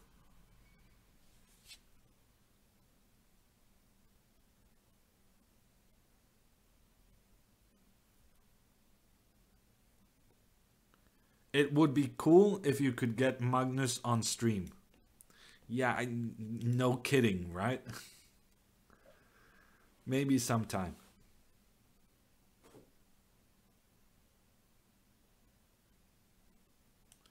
Now we have a Christian from Brazil playing with black. And I don't know what to do against these Sicilians. I just end up getting bad positions every single time. How to deal with this Sicilian, I don't know. I don't have the answer. But I'm playing quickly. In this position I quite like. As far as Sicilians go, I think this one turned out pretty well.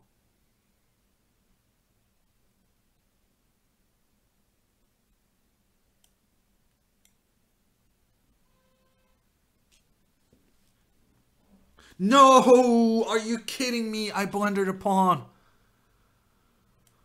Oh, the playing quickly strategy is a massive disaster. I gave away a pawn for absolutely nothing. Absolutely nothing. Oh my gosh. Oh. I hate my life right now. When in a bad position, just flag them, says Perpetual Stalemate, saying that this is a Jan Gustafsson quote. Well, sounds good to me. I'm going to go for it. When in a bad position, flag them. Right now, I'm not even in a bad position. I managed to completely outplay him with a pawn down. That's pretty good stuff. Now I got threats of here. I got threats of here. I actually got a good position right now. Just got to figure out what to do next. Rook to the middle. Solid strategy. And now knight there. I thought you might do that, but I also thought that I could take this pawn. Because I hadn't really thought about what would happen if you go there. Yeah. Let's take this one. And then go here. And you're kind of tied down to the defense of the knight. And it's not so easy for black to get out of that. I'm going to go here. He's going to go queen f7, trying to go queen d5. And I'm actually just going to go rook king g1, avoiding that check.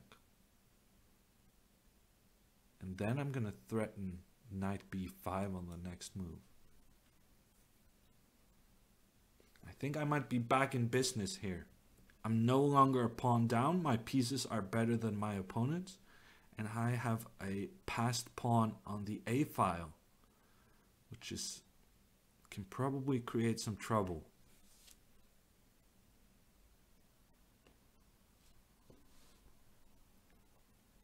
Queen d8, stepping out of the pin, threatening something. No, probably not threatening anything, actually. So there's time for me to do something on this move. Let's go here. Actually, there I may have violated a rule. I think I spent a bit too much time thinking on that move.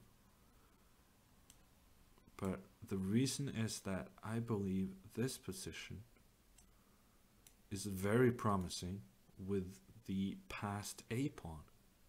How is he going to stop that? I don't know. I don't know if he can. How is he going to stop that A pawn? And also I have threats of queen b8 check. So he guarded against the queen b8 check.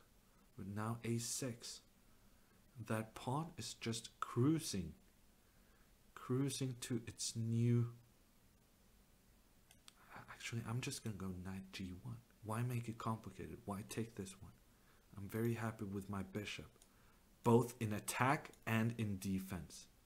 So I'm just going to go knight g1 and prevent knight to f3. And then this pawn is queening itself. It's queening itself. Booyah! Good win. Good win.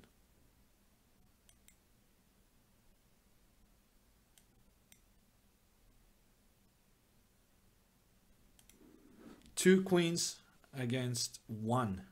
That is a solid strategy for winning. And I'm on second place. I'm on second place. Krikor from Brazil is completely tearing the field apart. He has 14 consecutive wins.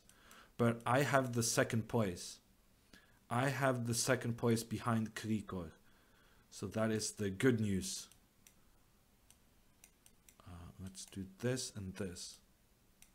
Ooh, I did not expect that move. F3.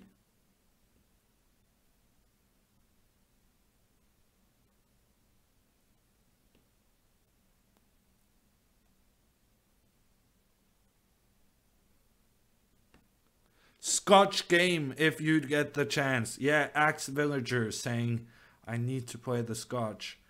And that is true. I did make a promise to play that opening.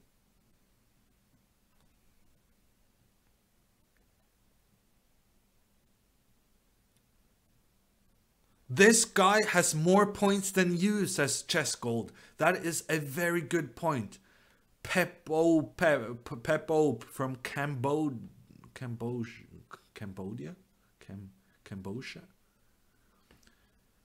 He is ahead of me on points. So winning this game is going to be absolutely huge. Very well spotted by Chess Gold.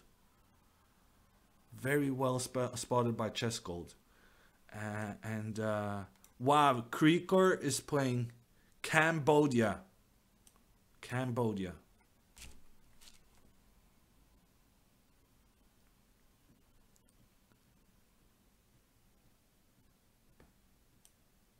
And he's trying for the checkmate on d8. I don't think I'm going to fall for that. So queen takes e4 would have been a massive mistake. But I'm not going to do that. I'm just going to pick up the pawns I'm offered. And this is going to be a huge result if I manage to win this. A very big deal. Both for winning a game, while on a streak, but also because I liberate my opponent from having a streak, as well as going ahead of him in the standings. So big game going on right now. Keep up the pace, says Vertwitch. Yeah, I'm keeping up the pace. Are you not happy with me? I think I'm playing pretty quickly. You want me to go even faster? I'm not sure that's responsible. I think this is fast enough.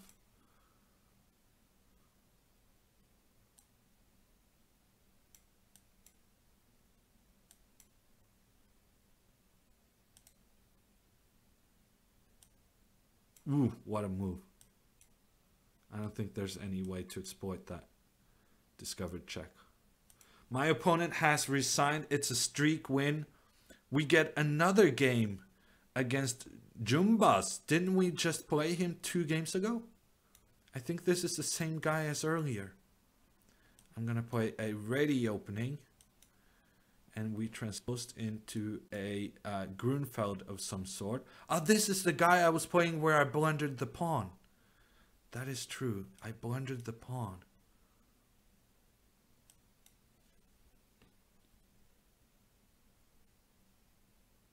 Let's see what happens now. I think this is a free bishop. No. He managed to find an escape square. But on the other hand, I managed to prevent him from going e5, which was one of my main concerns.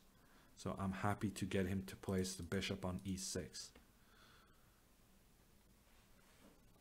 And now let's just put the pieces in the middle and see what happens.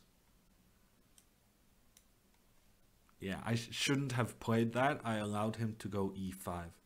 But I don't think it's such a big deal. I think probably I'm fine anyway. But it was very unnecessary of me to allow this. But I think I'm probably fine anyway. Because he has spent so much time with his bishop. And we know that I'm fine as long as I keep playing quickly. That is the key thing we're keeping an eye on. The clock. Making sure that I keep playing quickly. So I hate my pawn structure. I had a wonderful position 3 moves ago. I have a terrible position right now. But I have a time advantage. And that has been our new strategy for this tournament. Just play quickly. And things are going to turn out okay. So I'm getting massively outplayed. But keep playing quickly. And there I blundered something. But keep playing quickly.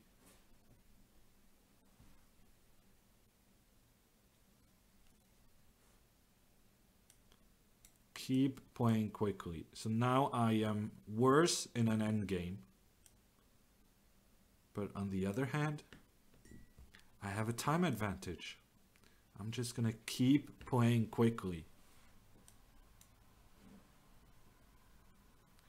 chat going crazy, says Chess Gold. That's interesting. I cannot focus too much on the chat. And you know why, because I have to keep going quickly.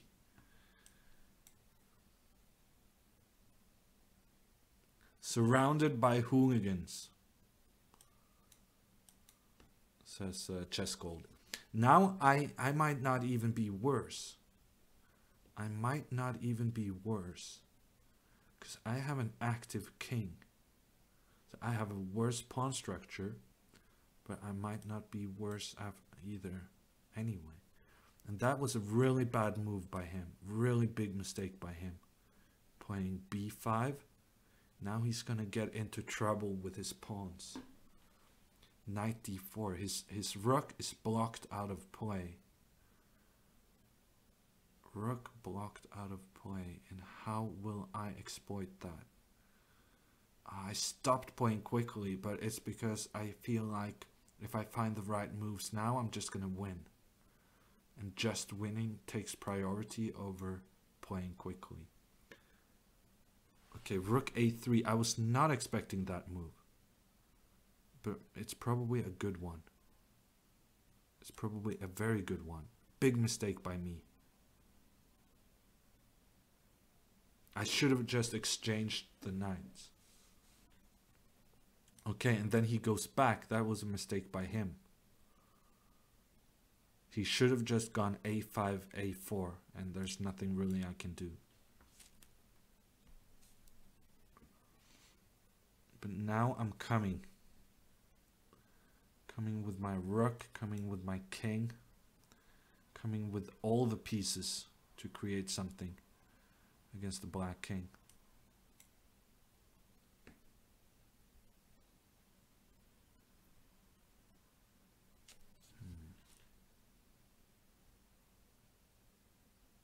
It's gonna be flagging. I'm just gonna flag him. And I'm allowed to do that because it's part of the strategy. Let's just take it. Take it and see what happens.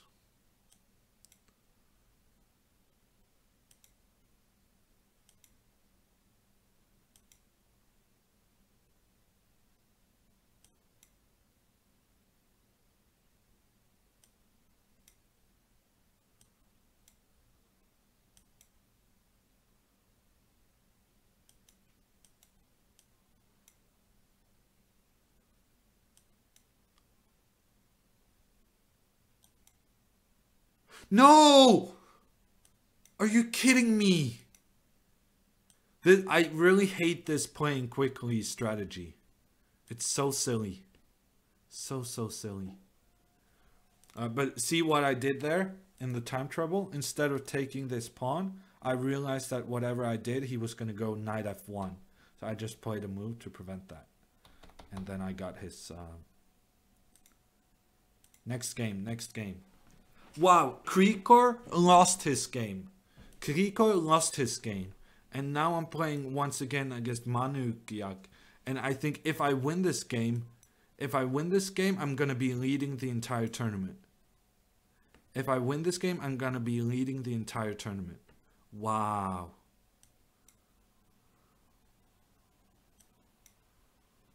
And I'm trying to remember this line, but...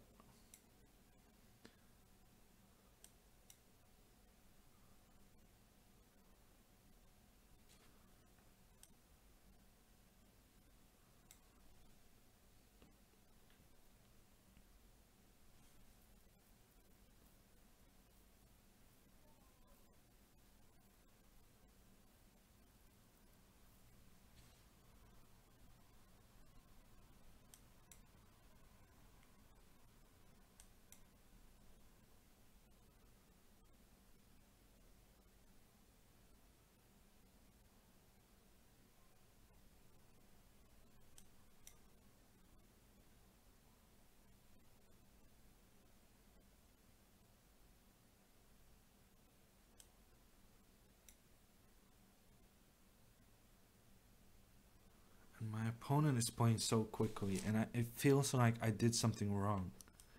It feels like I did something. I shouldn't have done. Because I liked my position at the beginning, but not anymore. But I'm just going to keep playing quickly. Our team strategy. Keep playing quickly. And now, how about I take that one and take that one? That looks pretty good to me. Take that one.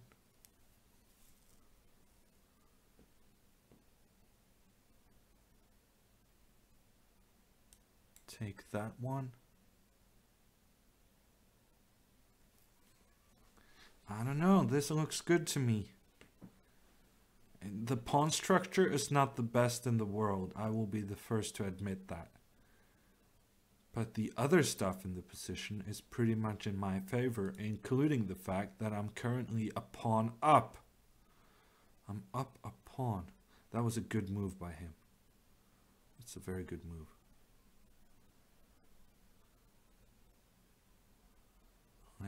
How do I deal with that? I'm going to take here. And then go here. Ah, yes, bishop f1. Bishop f1, maybe I have c3.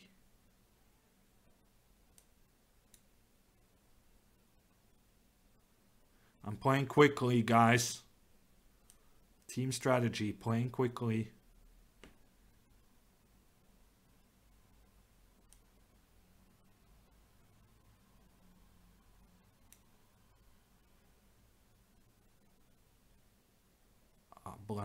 Blunder. Big blunder. He has e6. He didn't see it. Let's go back here before he gets any more funky e4 ideas. Yeah, I think so.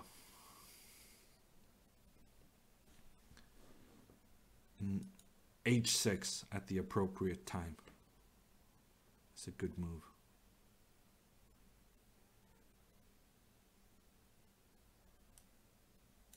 How about this time? Yes, it's a good move. And then how about attacking something? Yes, I like that as well. Attacking stuff.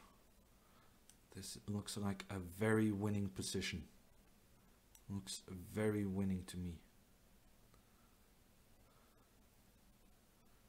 Preferably I should exchange off queens, right?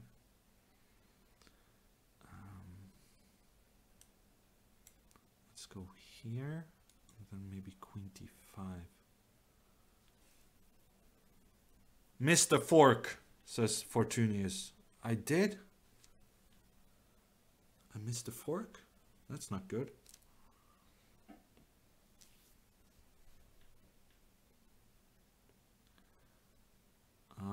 You know what? Let's just go back. I don't think this adventure with the rook was not very successful.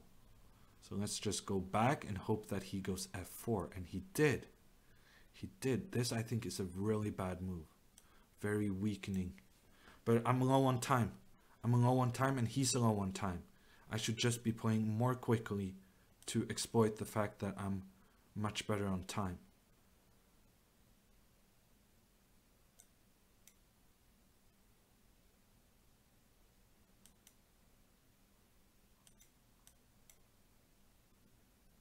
Bad move, very bad move. Very bad move. Very bad move. Very bad move. Very bad move. Ooh. Let's say I'm on the defensive. I think that's fair to say. But now I gotta go attack. And I blundered my rook. I blundered my rook trying to go attack. And he blunders his queen, trying to play quickly. And let's take this one and then go here, and then here, and then here, and take.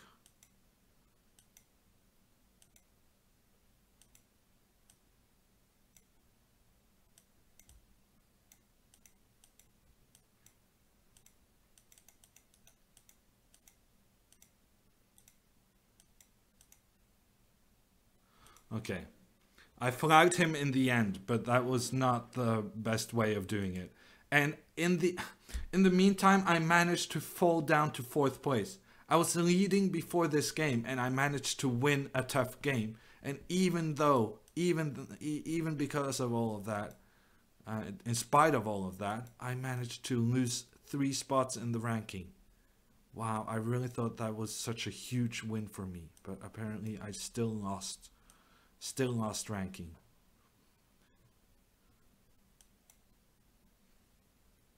And my opponent's way of playing this Caro-Kann has officially made me confused. I am officially confused about my Icelandic opponent's way of doing this. So I hate my position, but I'm up on time. That has been the most common statement of the entire stream. Hate my position, but up on time. Well, to be fair, most of the time I haven't even been up on time. Mostly I've just hated my position. But I'm still in it, still fighting. I'm playing quickly. Trying to make something happen in the final moments. And there's a pre-move, and there's a fork. Not that one, but that one, and that one. Maybe he resigns. That would be so sweet if he resigned. I'm gonna take this one, because now I threaten here as well. Threaten there, and still the rook is hanging. Let's pre-move this one.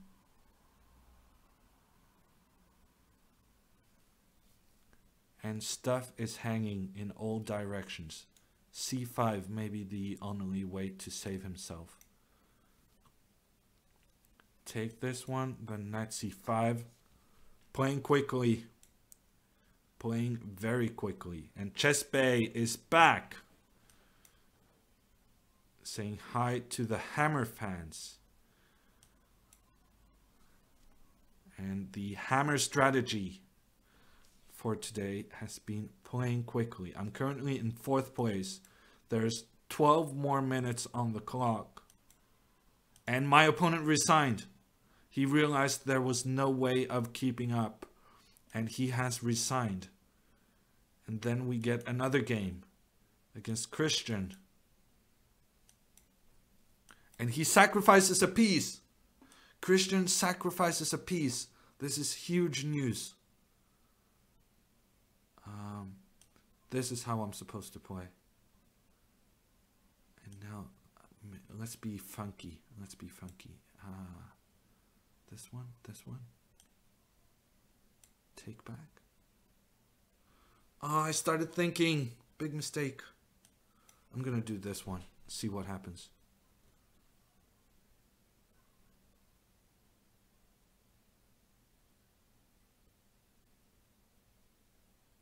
He took there. I was really hoping he wouldn't do that. Really hoping he wouldn't do that. Because now I dislike my position again. I was really hoping he wouldn't do that. My playing fast strategy has failed once again. If he just castles, the best I can get is some opposite colored bishops. But he doesn't castle. And that I like. That I like. I think bishop g5 is not the best move. Because now I get the bishop pair and pressure.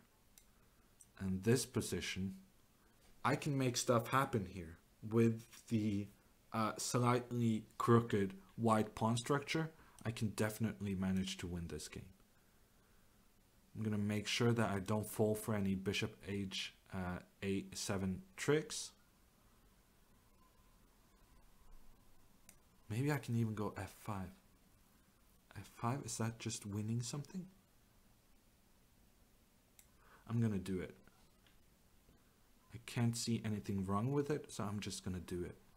It looks loose. It looks like it opens up my king position, but if I just win the pawn on e4, it's worth doing.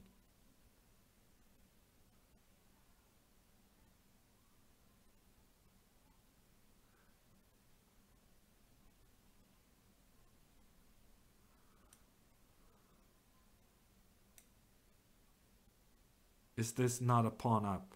Yes, it is. It is a pawn up. Do I want to go here? No. Let's take and try to get the rook to d2. Trying to get the rook to d2. That's a good strategy. Well placed rook on d2. And he prevents it. And let's have the king join the party. Good king on f6. Very good placement for the king. Now next move, I'm just gonna, I think, push. Maybe I'll even go b5. I'm just gonna push the pawns on the queen's side. No, I changed my mind. I'm gonna exchange and then go king e5. King e5. Very tempting to go rook f6. Rook f6. Anything better? Anything worse? I'm gonna go for it. Rook f6. Intending to go here. So I'm counting on him going rook d8. And he didn't do that. This is just a ending with a pawn up, no? How are you defending this, my friend? I don't think that's happening. I don't think you're going to defend this. I think you're going to lose. You're going to lose this one, my friend. And then I will get a very important win in the standings.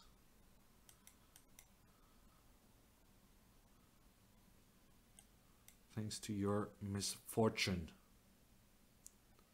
Okay, I did not execute this very well with the passed pawns, but it's gonna be good enough anyway.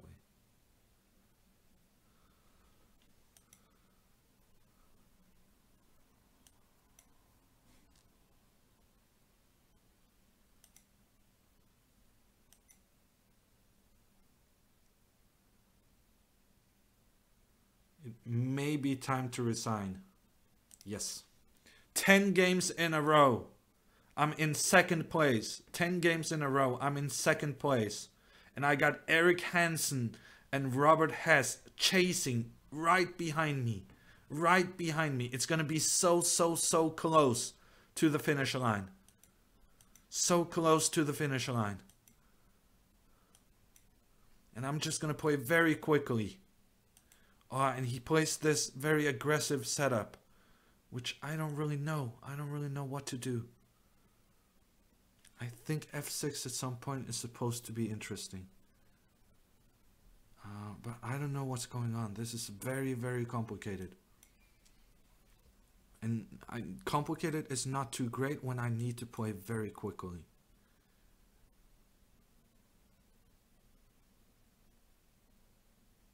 Okay, let's take this bishop. And then I have a strengthened center. Strengthened center, that is good for me. And then let's go here. Trying to provoke g5. Trying to provoke g5. Yes, I like that. I like that. And then next move. Ooh, f5, f5. That is such a move. Such a move. The board is on fire. Shiro variation, yes. The board is absolutely on fire.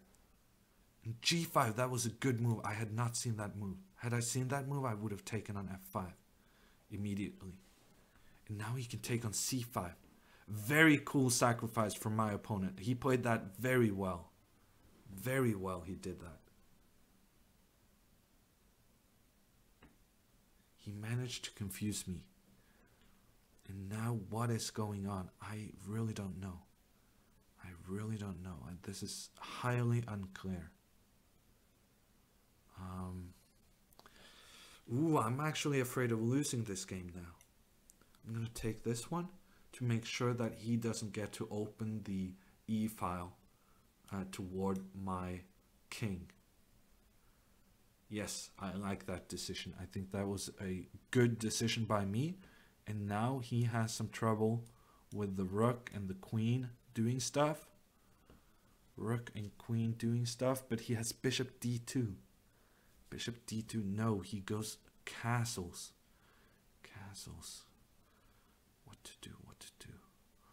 Ooh, I could very easily lose this game. Very easily lose this game. I made some big mistakes in the opening.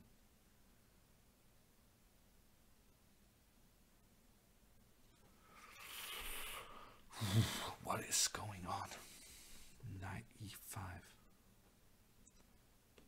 How about queen here? Check.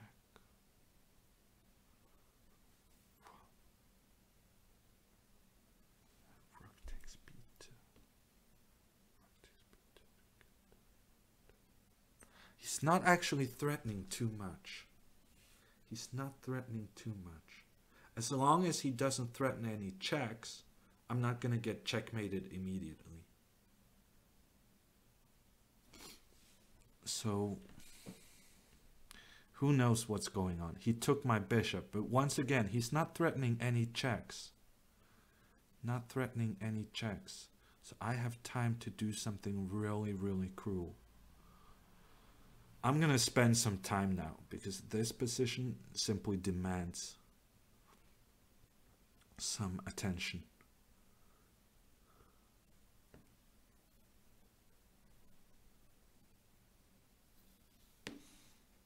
I don't know. I don't know what's going on. I really have no idea.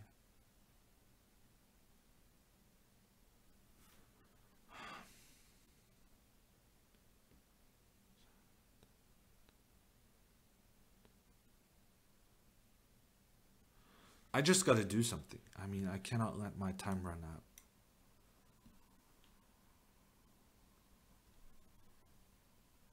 The problem with this bishop move is that it really provokes him into making the right decision, which is to go king d2. So I shouldn't have played that move because it really helps him find the right response.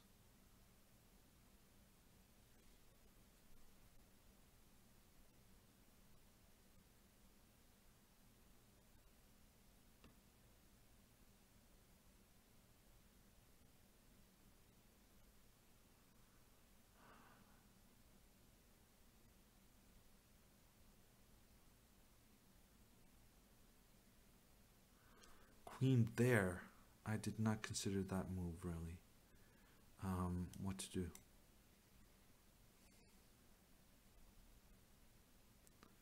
At this point, I don't know what's going on. I mean, anything could happen, right?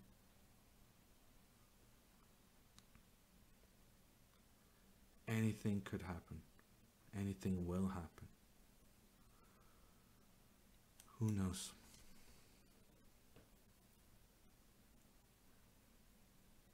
I'm just trying to confuse him.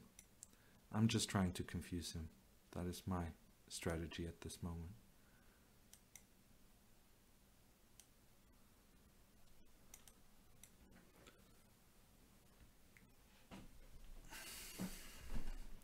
Confusion accomplished. Confusion accomplished. And I'm in third place and we got just a minute left. So that was a very tough game. My opponent played very well. And if somebody manages to finish in the next couple of minutes, then they are the winner. And I'm trying to play quickly. Trying to play very quickly, as is my opponent. But I don't think any... If one of us is losing, then we can just stop playing. So neither one of us is ever going to accomplish something here. This is going to be a insignificant game at the end. Am I going to hold on to the third place? That is the big question. My thinking is no, I don't think so. It was a very interesting game in the Caro-Kann. Opposite castling. Very unclear stuff going on. But in the end, my opponent managed to... Well, he didn't manage to survive, but he spent so much time. I spent so much time that I don't think I'm managing to strike back in the standings. So the big question now is whether or not Eric Hansen will win during the next 5 seconds. And if he doesn't win, then I have made third place. Yes, it's a third place finish. 24 games. I'm playing so slowly. It's so close up there. So close up there. One more win and I would have gotten the first place. But it's Krikor. Krikor from Brazil has made first place for the second week running. Perpetual Stalemate says you should offer a draw. Otherwise both will get 0 points. That is such a good idea. I should have offered a draw. Big mistake by me. Big mistake. I should have offered a draw. I should have offered a draw. That would have given me the second place. Why am I not making sure to follow chat strategy? Big mistake. Halvor. Also with the offer a draw to get a point. That is clever. And I didn't do it. I would have been second. Offer a draw when it's the last minute and you both get 1 point, says Perpetual Stalemate. I am not being cynical enough. I did not offer a draw and I ended up in third place, unfortunately. Chat strategy for the win, says King of Corn. And Ender is criticizing my playing style. You're grinding games and that doesn't get you the fast games. Yeah, I agree. I'm not playing aggressively enough, but it's also kind of not my style. I'm not an aggressive kind of guy. And we have Mod Diable in the chat, one of my opponents during the tournament. And he says that his loss against me ruined his tournament. Wow, that is tough. When a loss against me ruins your tournament.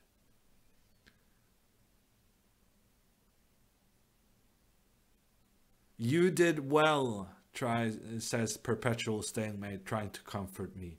Yeah, no, I mean, third place is good. But I didn't play Eric, I didn't play Krikor, I didn't play Hess. I just made third place playing some 2200s, 2100s, right? So it feels like I really could have made more of this. Congrats, says Visigoth. Omega has joined the stream for Gnomes merchandise. Yeah, I'll look into that. Maybe we can get some nice mugs with the Gnome logo.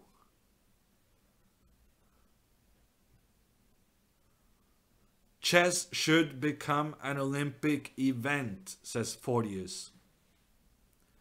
Chigalko, the legendary football manager player, Chigalko, is asking whether fantasy chess is a real thing. Who is the Mares of chess?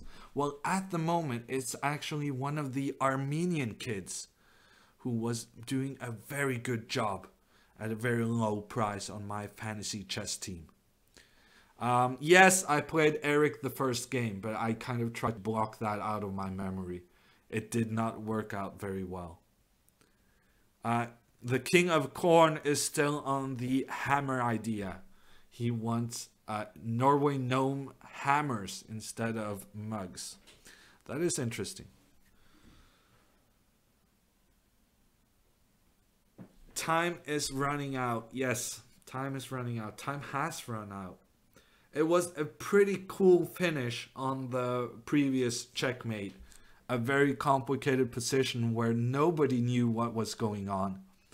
But after that, I couldn't make up the distance to Trade 09, which is Krikor, and Robert Hess with the username RLH2. Pelican is asking what you think about a small computer chip surgically installed with Alpha Zero software, and then you get the moves on a eye lens. I think that sounds like an overly complicated way of cheating at chess. 11 wins in a row, that is great, says Festpan. Yes, thank you very much. 11 wins in a row, I agree, that's pretty good. But third place isn't something I often celebrate. Elizabeth asks, when is your next stream? This is something I gotta talk about. My next stream is gonna be the special Pro Chess League event, the Super Sunday.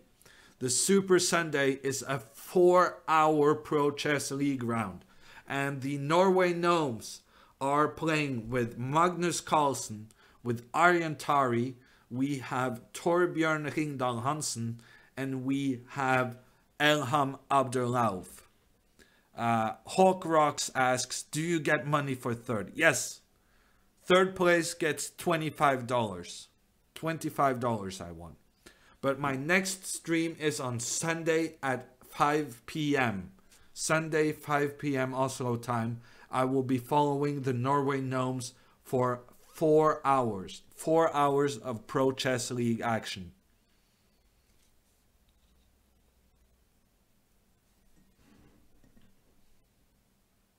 Isn't Sunday the Super Bowl? Yes, there's the Super Bowl on Sunday, but we're gonna be finished by the Super Bowl start. So the American divisions are playing on Saturday to avoid a collision with Super Bowl, and the European divisions are playing on Sunday before the Super Bowl even starts. Perpetual Stalemate says $25 for 2 hours. You'd be homeless in Norway with that salary. Yeah, but it's not my only salary, and I get a lot of support from you guys, which makes it all worthwhile. The picture is a bit out of sync. That's not good. It doesn't feel like it in my setup, but oh well.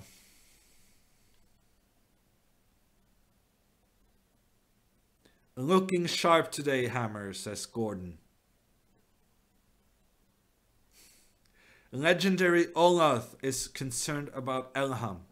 Is anyone working with him so he starts winning games? Well, I think if we're gonna get a win out of Elham, Sunday would be the occasion, because there's gonna be a shorter time control.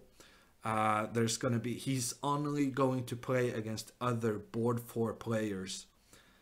So I think Elham is gonna do just fine.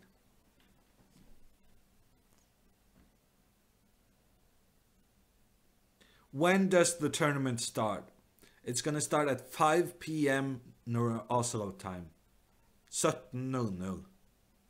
Nice win this week with your team. You should play yourself, says Fespen.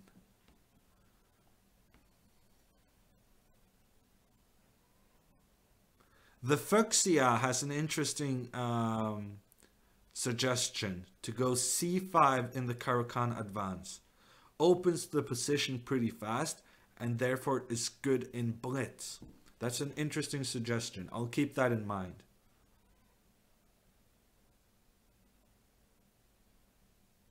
Actually, I'm gonna finish with a couple of bullet games and then we're gonna call it a day.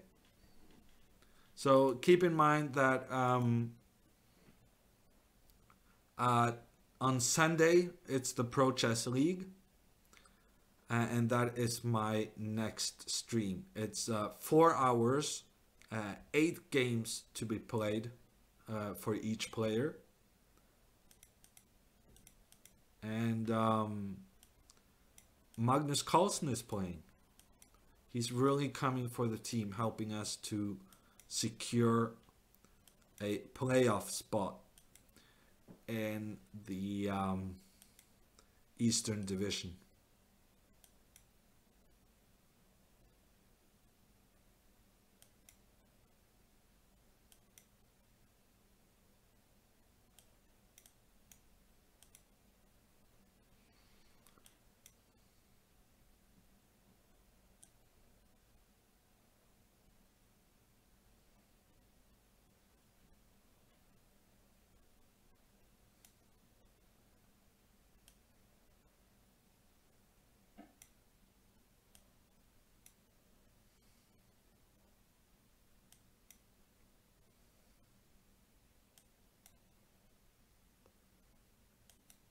This guy is playing pretty well, I would say. 1400 rating. He's outplaying me positionally, but I'm playing faster than him, so probably I can flag him.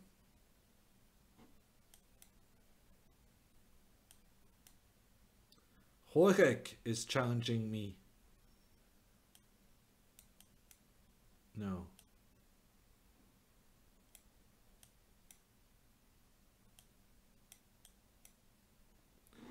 And it's a win on time.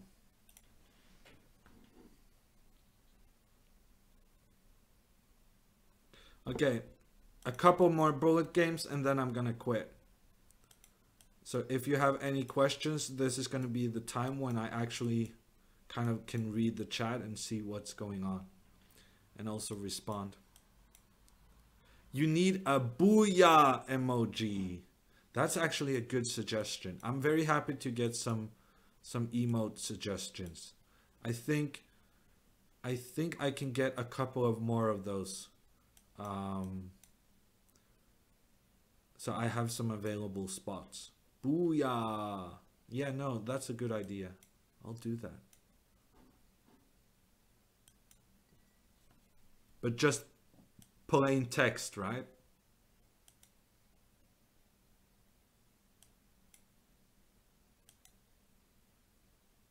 Everyone say booyah.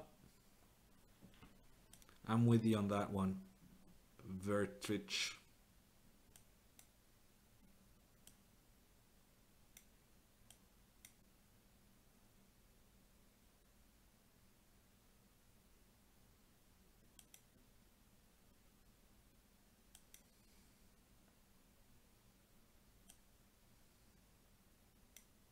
Am I getting checkmated? I'm somewhat concerned.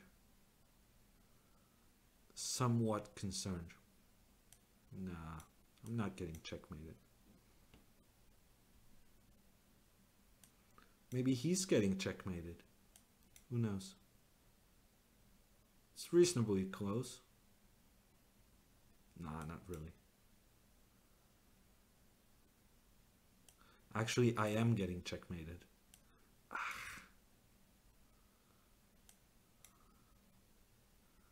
I am getting checkmated.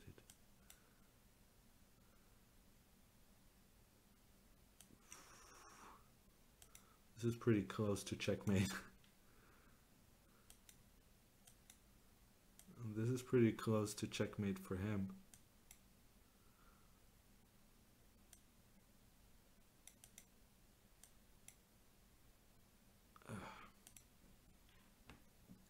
When are you playing for the Norway Gnomes again? I'll be playing for the Gnomes whenever we need players. So basically, if Magnus or Arjen says they cannot play, then it's a good likelihood that I will play. So far, as long as Magnus and Arjen is available, I'm happy having them on the team.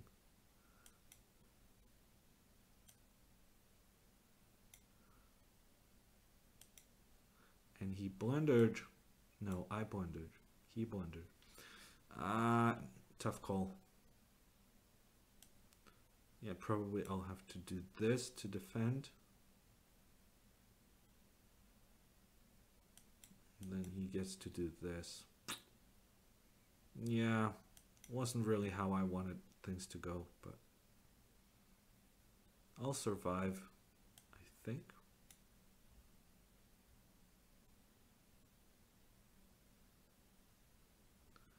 don't think this is massively dangerous. But I might be wrong. That's a pretty good move. It's a pretty good move.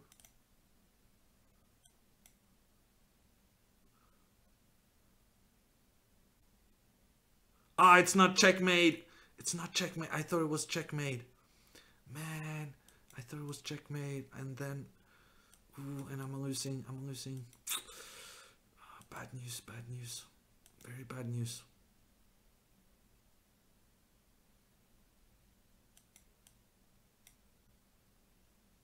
Very bad news.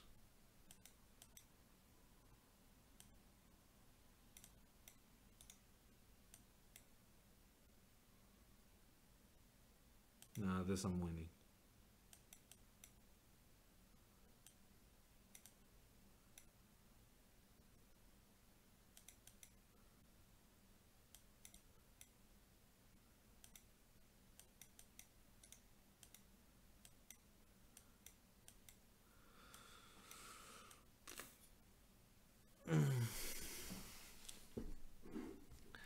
King of Corn asks, any book suggestions for starting to read opening theory? No, not really. You just, for openings, you just need to know, kind of get your pawns in the center and pieces out. And then, you know, stuff happens and you need some tactics. But if you're going to start reading opening theory, I think just any book is going to be pretty good. I have some authors I can recommend. So I mean, you should choose the books that's about the openings you want to learn. But authors I recommend is Mihail Margin and Boris Avrukh. Mihail Margin and Boris Avrukh. Opening books by those guys are good books.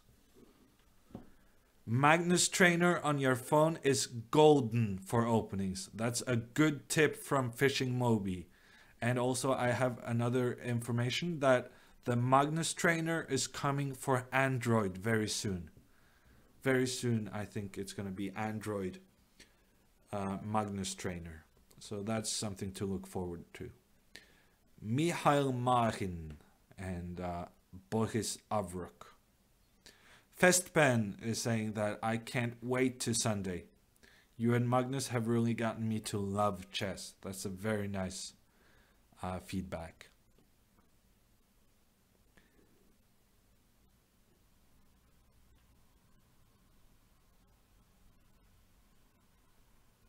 Fastest Sloth is also coming with very nice words about being inspired to play chess thanks to myself, Magnus, and good old Seaman Agdestein. Perpetual Stalemate also wants to recommend the Gustafsson and Svidler videos on Chess24. Yeah, but I got the impression that if it's kind of his first opening book, I'm not sure I would start out with the Svidler, but I enjoy some Svidler in my life, so I'm not gonna say that you shouldn't in yours.